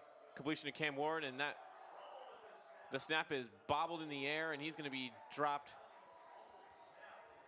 behind the line of scrimmage by a plethora of Junior J defensive line. Sam wasn't ready for the snap. Came in high. Couldn't get a hand on it. Looks like he's holding that finger as well. Might have jammed it. Like you said, playing with that broken finger. It's got to be uncomfortable for him.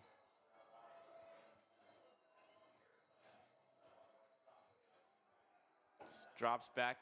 That pass again completed to Caden Ward. Tackled by Preston Woodward. Caden Ward's a big guy, 6'3", 220.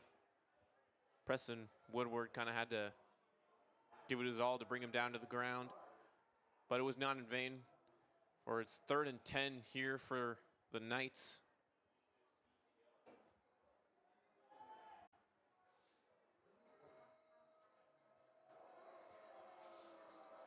In the shotgun, you got to wonder if we're going to look at that pass across the middle again, or maybe if Junior J's made some halftime adjustments. Fake the handoff. Looking to the outside. It's incomplete. Gets popped up. That one intended for Sharmar Tyler, excuse me. 4th down coming up. 2:53 remaining in this 3rd quarter. Back to receive is Cosmic and Carney.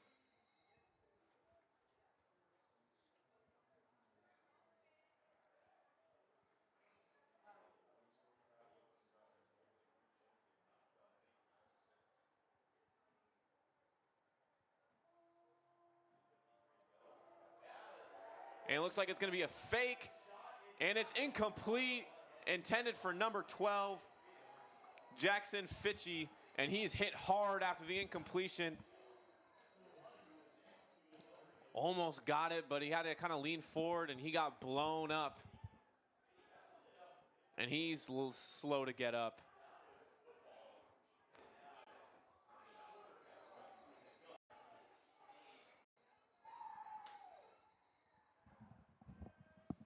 That's going to mean the Junior Jays are going to set up deep in Knight territory.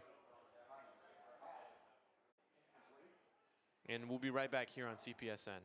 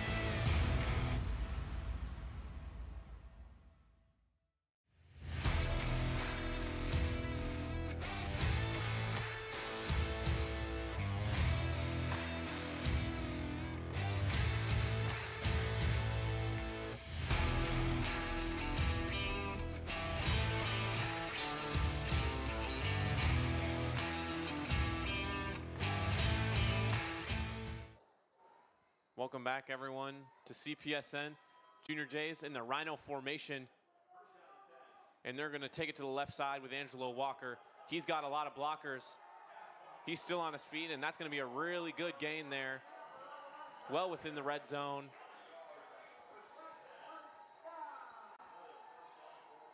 Looks as the Junior Jays might be trying to run the 2-minute drill here. Cause some confusion with Lincoln Southeast. Already set, like you said, and now here comes Walker. He's still up. Looked like he kind of got swallowed up there early, but just kind of sitting behind his blockers there. Run the clock with Rhino. Make the Knights use their timeouts late here in the third quarter, excuse me. And in comes Carney here. And it looks like he's going to be the one to take the snap now instead of Walker.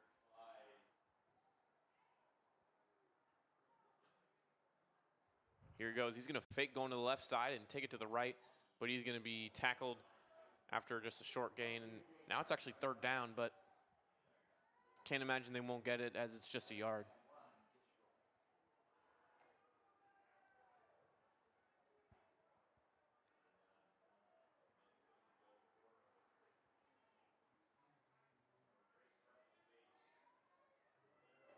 Rhino again. Here's Carney. Going to the side, the strong side, and again tackled short of the first down, and that's going to bring up fourth and very short. And it looks like Angelo Walker's going to come in, and they're going to go for it here. Which, honestly, that surprises me as well. I mean, you're up by 21. It's fourth and short. You're in the red zone within the 10-yard line. Very interesting choice to run the Rhino as well. I was expecting to see the two on either side of Leslie. They'll go Rhino again. And Walker's going to get that first down and also a touchdown. That's 3 for Walker.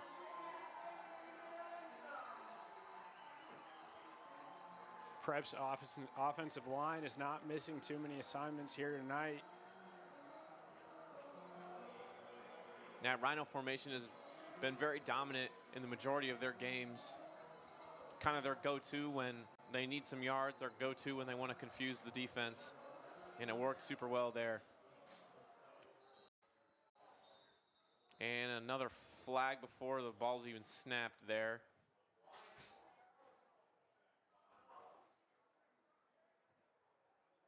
And it looks like Lincoln Southeast may have 12 on the field.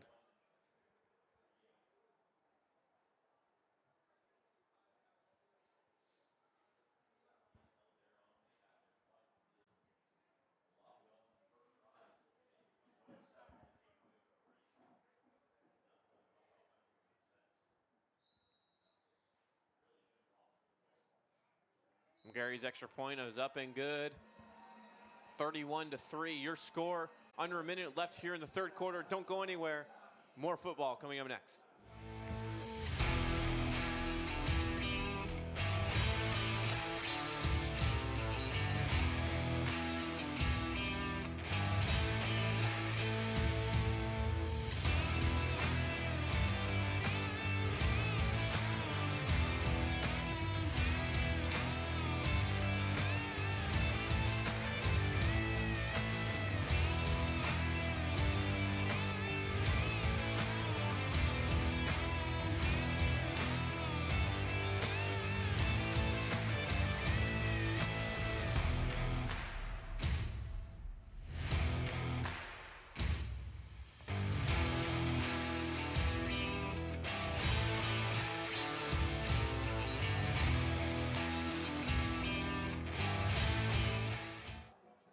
Welcome back here to CPSN. Junior Jays up 31-3 on the Knights. Under a minute to go here in the third quarter. And McGarry's kicking off here back to Bukowski. Or excuse me, that's not Bukowski to field it, but he's going to take it around the 30, flag thrown it around the 40-yard line. Still on his feet. That was Tyrese Good on the return. And another flag is going to go down.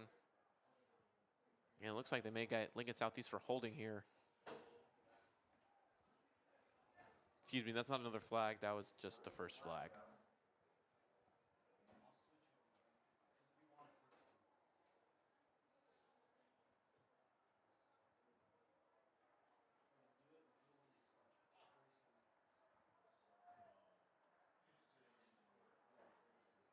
And it will be holding on the Knights. So they're going to have to move back from their decent field position back to pretty standard field position there in the 20-yard line. It is still going to be 1st and 10 from the 20-yard line, however. As Gavin Sem returns to the backfield with his running back, Brecken Bukowski. And he's going to fake the handoff. Pass it over to Shamar Tyler. And he's going to get a pretty decent gain on the play. It's about 9, 2nd and 1 up next here. Vincent Saul on the tackle there came running, or went running away from Shamar Tyler. Sem saw the open receiver and went for it. Sem back under center. Going to hand it off to Bukowski, but he's tackled almost immediately.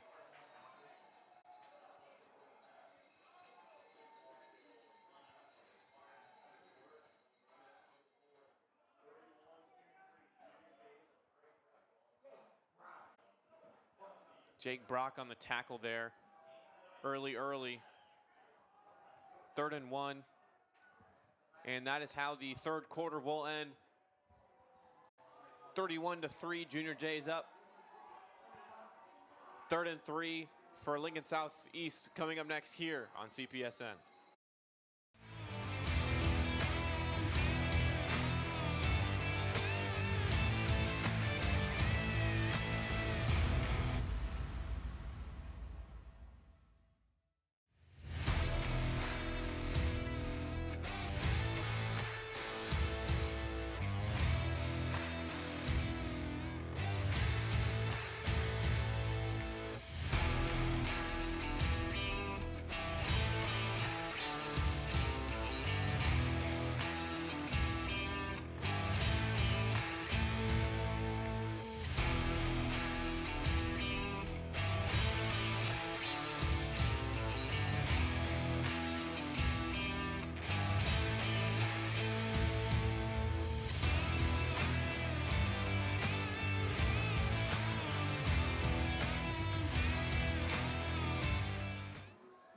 Welcome back, everyone, here to CPSN. It's 3rd and 2 here for Lincoln Southeast. Sem is under center. He's going to snap the ball and give it to his running back, Bukowski, and it looks like he actually was stopped short of the first down there. And they're going to give it to him. Call it a first down there for the Knights. Stuffed by Lisa Honti. As he got up to the line,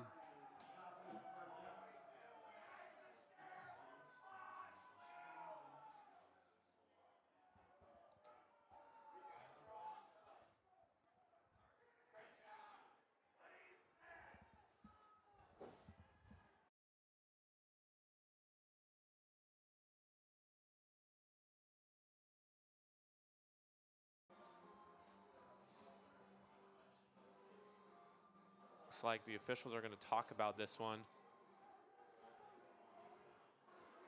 Or excuse me, that was a timeout called by the Knights.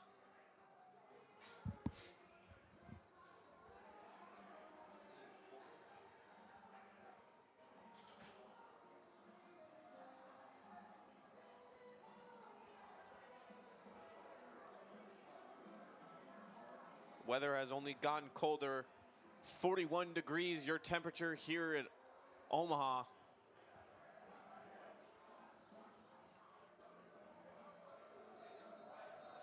It's 9 degrees off of freezing.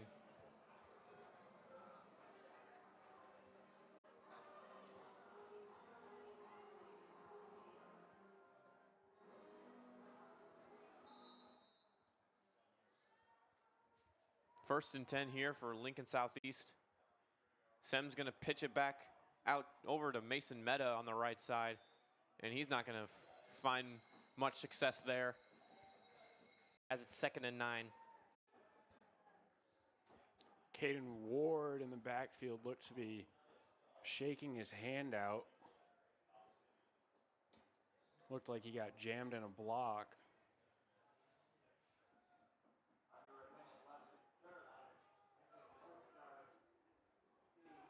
They'll keep him in.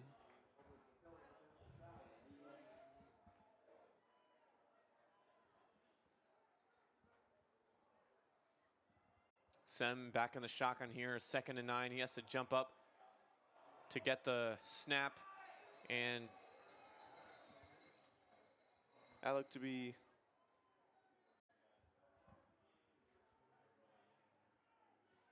stopped short after. It's going to be Gavin Trapp on the tackle there.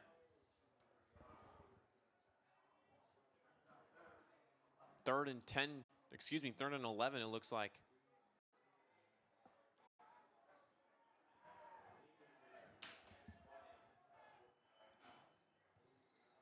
Gavin Sim in the backfield alone.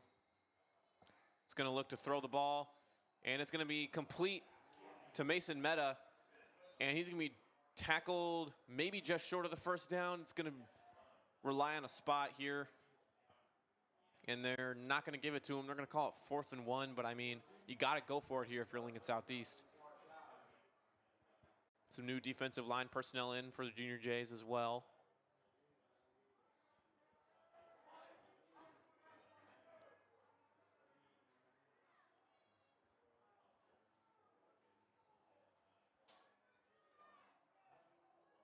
They'll go for an I formation here from Lincoln Southeast. Looking like they're just trying to punch in that first down. And it looks like maybe they won't, or maybe he will. They're going to give it to him 1st and 10 for Lincoln Southeast here.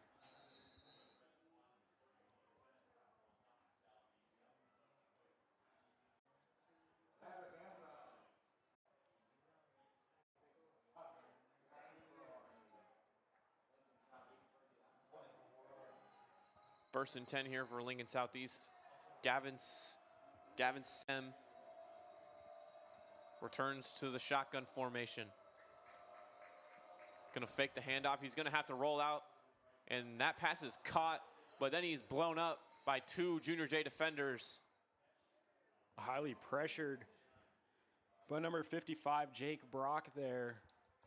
Forced him to throw it away. Got the completion, gain of 3 yards.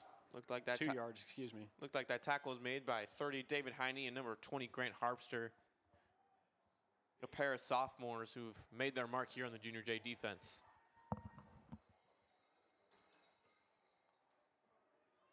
Grant Harpster had a huge hit on BJ Newsom, the quarterback for Omaha Central, earlier in the season.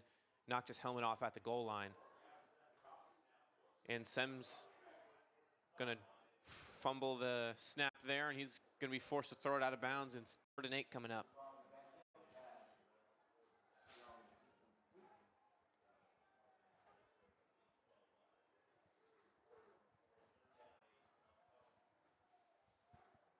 Third and 8's not a spot you really want to be in here if you're Lincoln Southeast, but I mean, you just converted off your last 2 third downs of the drive.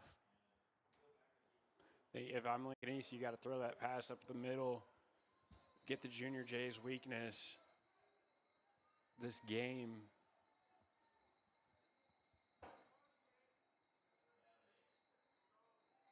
He's going to step back, throw completed there to Mason Meta, and he's still on his feet now, forcing his way past the 50-yard line and brought down finally at the 45. And that's going to be another first down here for the Knights.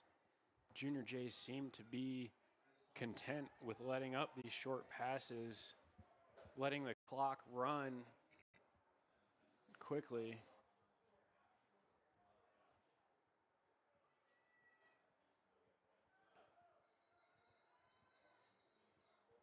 Under center again, it's Gavin Sim.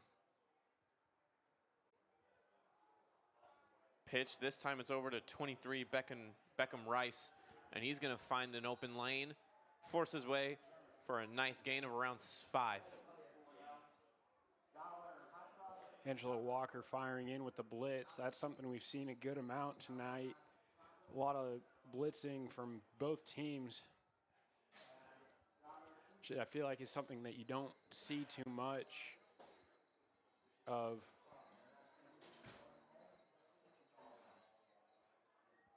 Second and 5 here for Lincoln Southeast. Sem to throw. He's got time, complete to Ward. And it looked like he fumbled the ball, and Junior J defenders are saying it's in their possession, but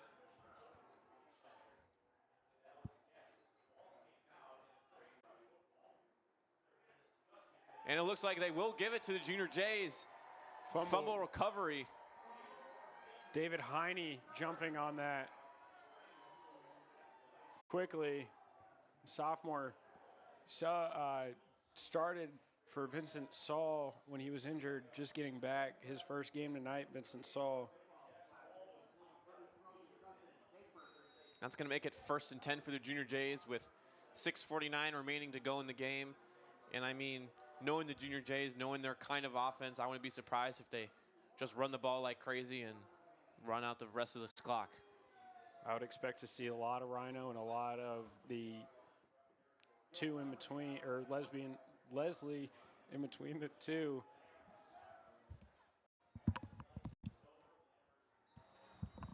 Flag here. Looks like a false start on the Junior Jays. Jack Lammers, the senior, is taking the field once again for this drive.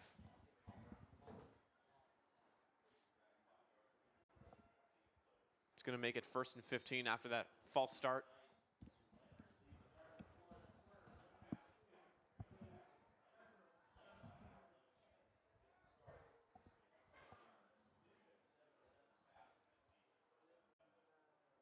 Lammers calls Galladay in motion. The throw. Pass intended for Galladay, incomplete. 2nd and 15 coming up.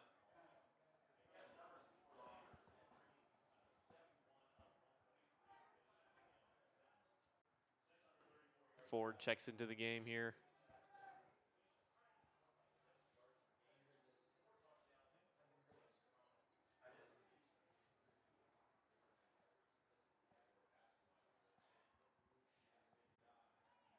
Lammers back in the shotgun with Walker to his right, Carney to his left. They're going to get it over to Carney, but he's not going to get much more than 4 yards on the play there. Excuse me, that was not Angelo Walker, that was Beckett Klemke. 3rd down and 11. Kind of an unfortunate spot here for this Junior J offense.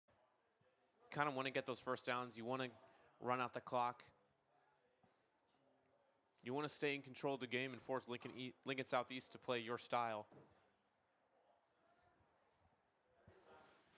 This is a game plan that Coach Yonk was talking about, how running the ball pretty heavily, staying in control of the game, as you mentioned. Lammers is going to keep it on that intended pass play. Gets hit pretty hard at around the 40-yard line, but he's going to get up and be just fine, and that's going to be 4th down, though.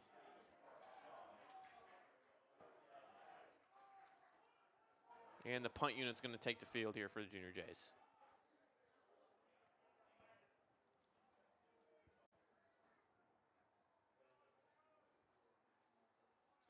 Will be Brooks Gordon back to receive the kick for the Knights.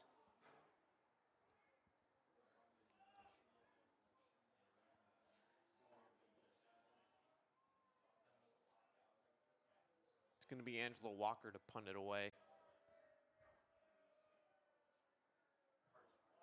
And that's going to be a really good punt there for Walker. That's Brooks Gordon on the return. Looks like he had a little bit of room to run. He's going to get back close to the 40-yard line. And that is where these Lincoln Southeast offense will set up.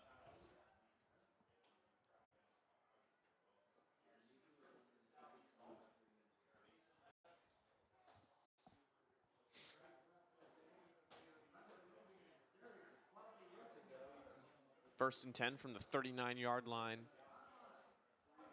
Just under 5 minutes to go in the game.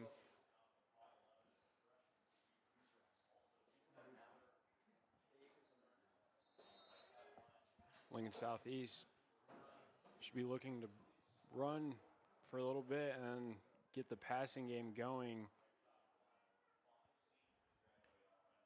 Handoff over to Rice. Down to his right side, and he's going to be tackled out of bounds. 2nd and 7. Excuse me, 2nd and 6.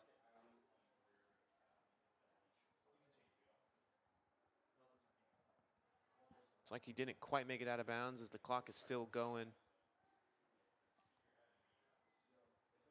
From the right hash, Semin shotgun, Rice to his left.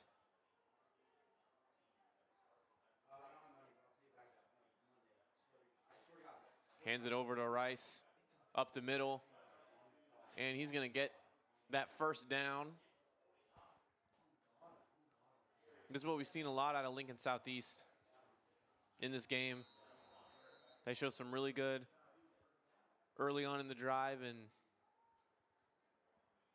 as a Lincoln Southeast player will go down, we will go on break. CPSN coming up next.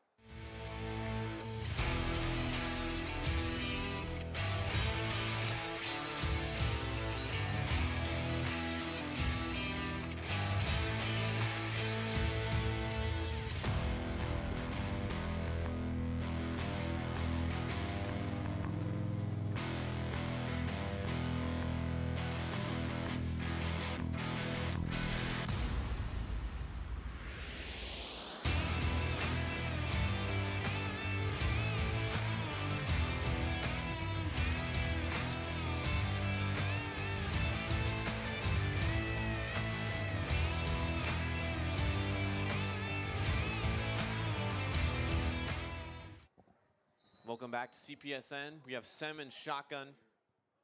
1st and 10 from the 50-yard line, and he's looking to throw.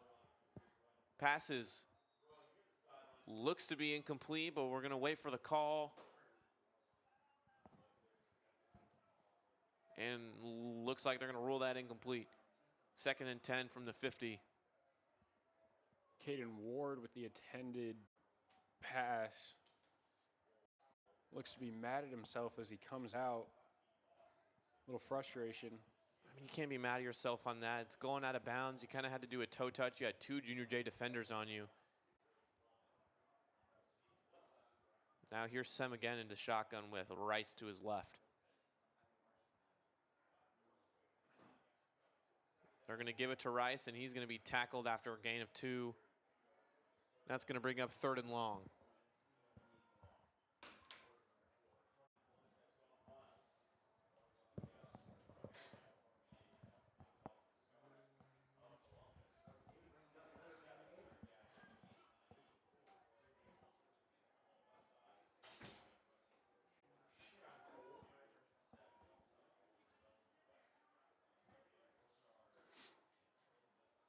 Third and 8. Sem with the broken finger goes for the pass, looking for Ward. Nearly intercepted again. Nearly intercepted. Caden Burton. Went right through his hands, but I mean, he was kind of in an awkward position for that. And that's going to bring up 4th down, and Lincoln Southeast is going to have to go for it here.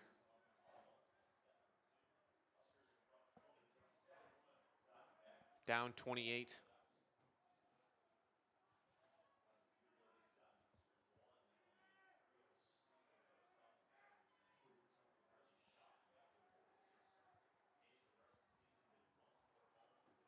Sem steps back, throw, looking for Meta, and it's right through Cade Burton's hands again. He almost had another chance on the interception there. But hey, that's 2 pass deflections in a row for the kid. That's going to bring up 1st and 10 there for the Junior Jays with 3:15 remaining in the game.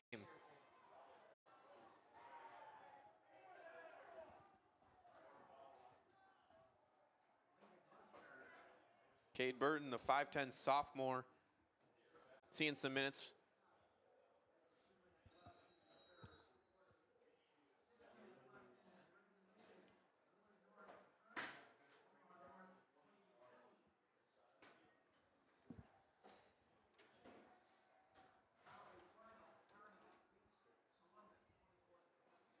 Looking at some other games around Class A. Westside up late on Bell West, 42-6 into the fourth quarter. Similar story from Millard South. Westview, 45-3 going into the fourth quarter as a flag is thrown. Delay game. Delay game, yeah. Central up 24-10 on Lincoln East in the fourth quarter. Miller North beating Omaha North 30-23 there in the fourth quarter. Some close games here around Class A. Final between Elkhorn South, Millard West. Elkhorn South won 31-13. Lincoln North Star is up late against Papio South in the fourth quarter as Lammers is going to hand the ball off. Looked like to Klemke for a gain of maybe 1. Yeah, Lincoln North Star up by 1 against number 3 Papio South. You think he kind of heard around Class A that they were a dark horse, maybe a little bit of an underdog, and it looks like they have a chance to win this game. And Kearney over Columbus, 24-7 is the final of that game. Kearney and Columbus seem to turn around pretty quickly. Yeah, it looked like Columbus was unable to score there in the second half. It's tied 6-7 at half. That was Klemke on the rush there. In at quarterback actually is number 8, Noah Garden there for the Junior Jays, another sophomore. Third down and 10 with 2 minutes remaining in the game. Garden's going to go under center.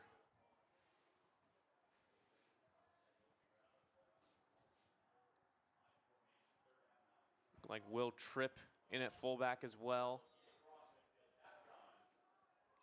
And that's going to bring up 4th and long again, and out comes the punt team.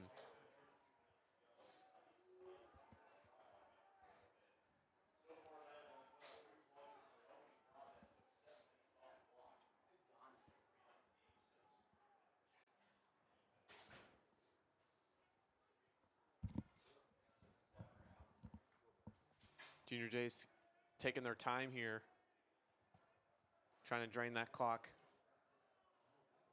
I think by the time Lincoln Southeast is going to be able to run a play, it's going to be right around 1 minute left in the game. Punt's going to go backwards, and Brody Austin's going to grab it. That's going to stop the clock at 1:11 here for Lincoln Southeast.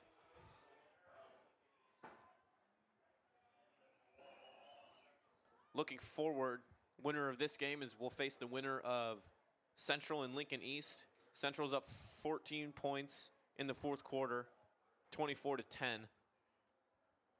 That game is being played at Central. Junior Jays and Omaha Central face each other earlier in the season. The final was 31-16. However, it was 31-0 going into the fourth quarter.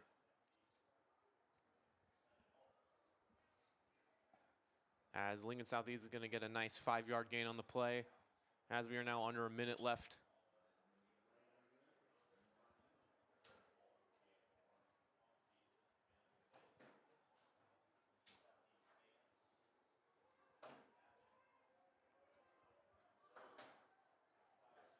Sem showing some discomfort there on the right hand.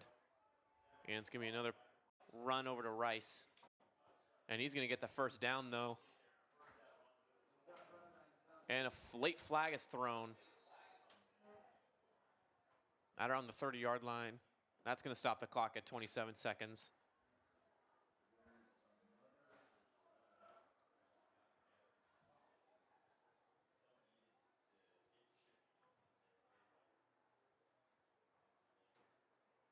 That's going to be another personal foul there on the offense, and they're going to back up 15. Lincoln East just starting to get really frustrated here with how it's going, making not great decisions, and it's costing them.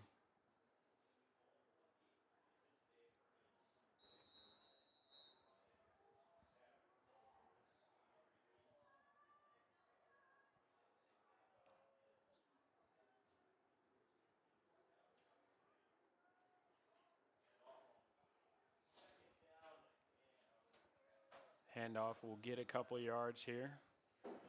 And it looks like that is how the game will end. Junior Jays defeat the Knights 31-3 in the first round of state football playoffs. After a dominant effort there by Angelo Walker, Ben Leslie, I think, had a great starting debut.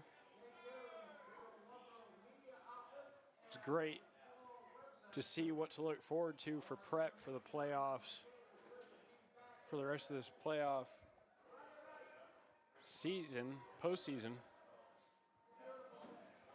You know, props to Lincoln Southeast. They're a great team. They were ranked preseason as well. But the Junior Jays were able to maintain their dominance in the season. They moved to 9-1 overall as they look forward to facing the winner of Central and Lincoln East. Quick update.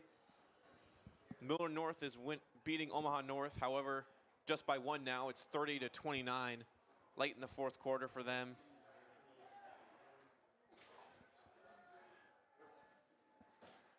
But anyways, the Junior Jays come out with a win, 31-3 against Lincoln Southeast. I've been Chris Hillebrand alongside Jason Weiss. Special thanks to King Maxwell, Jonah Rich-Paquette, and Jack Cosgrove behind the scenes. Colin Newjar as well. And the head of it all, Mr. Matt Raskershek. Thank you so much, everyone, for watching CPSN. We'll be back next week to face the winner of Central and Lincoln East. Thank you and good night.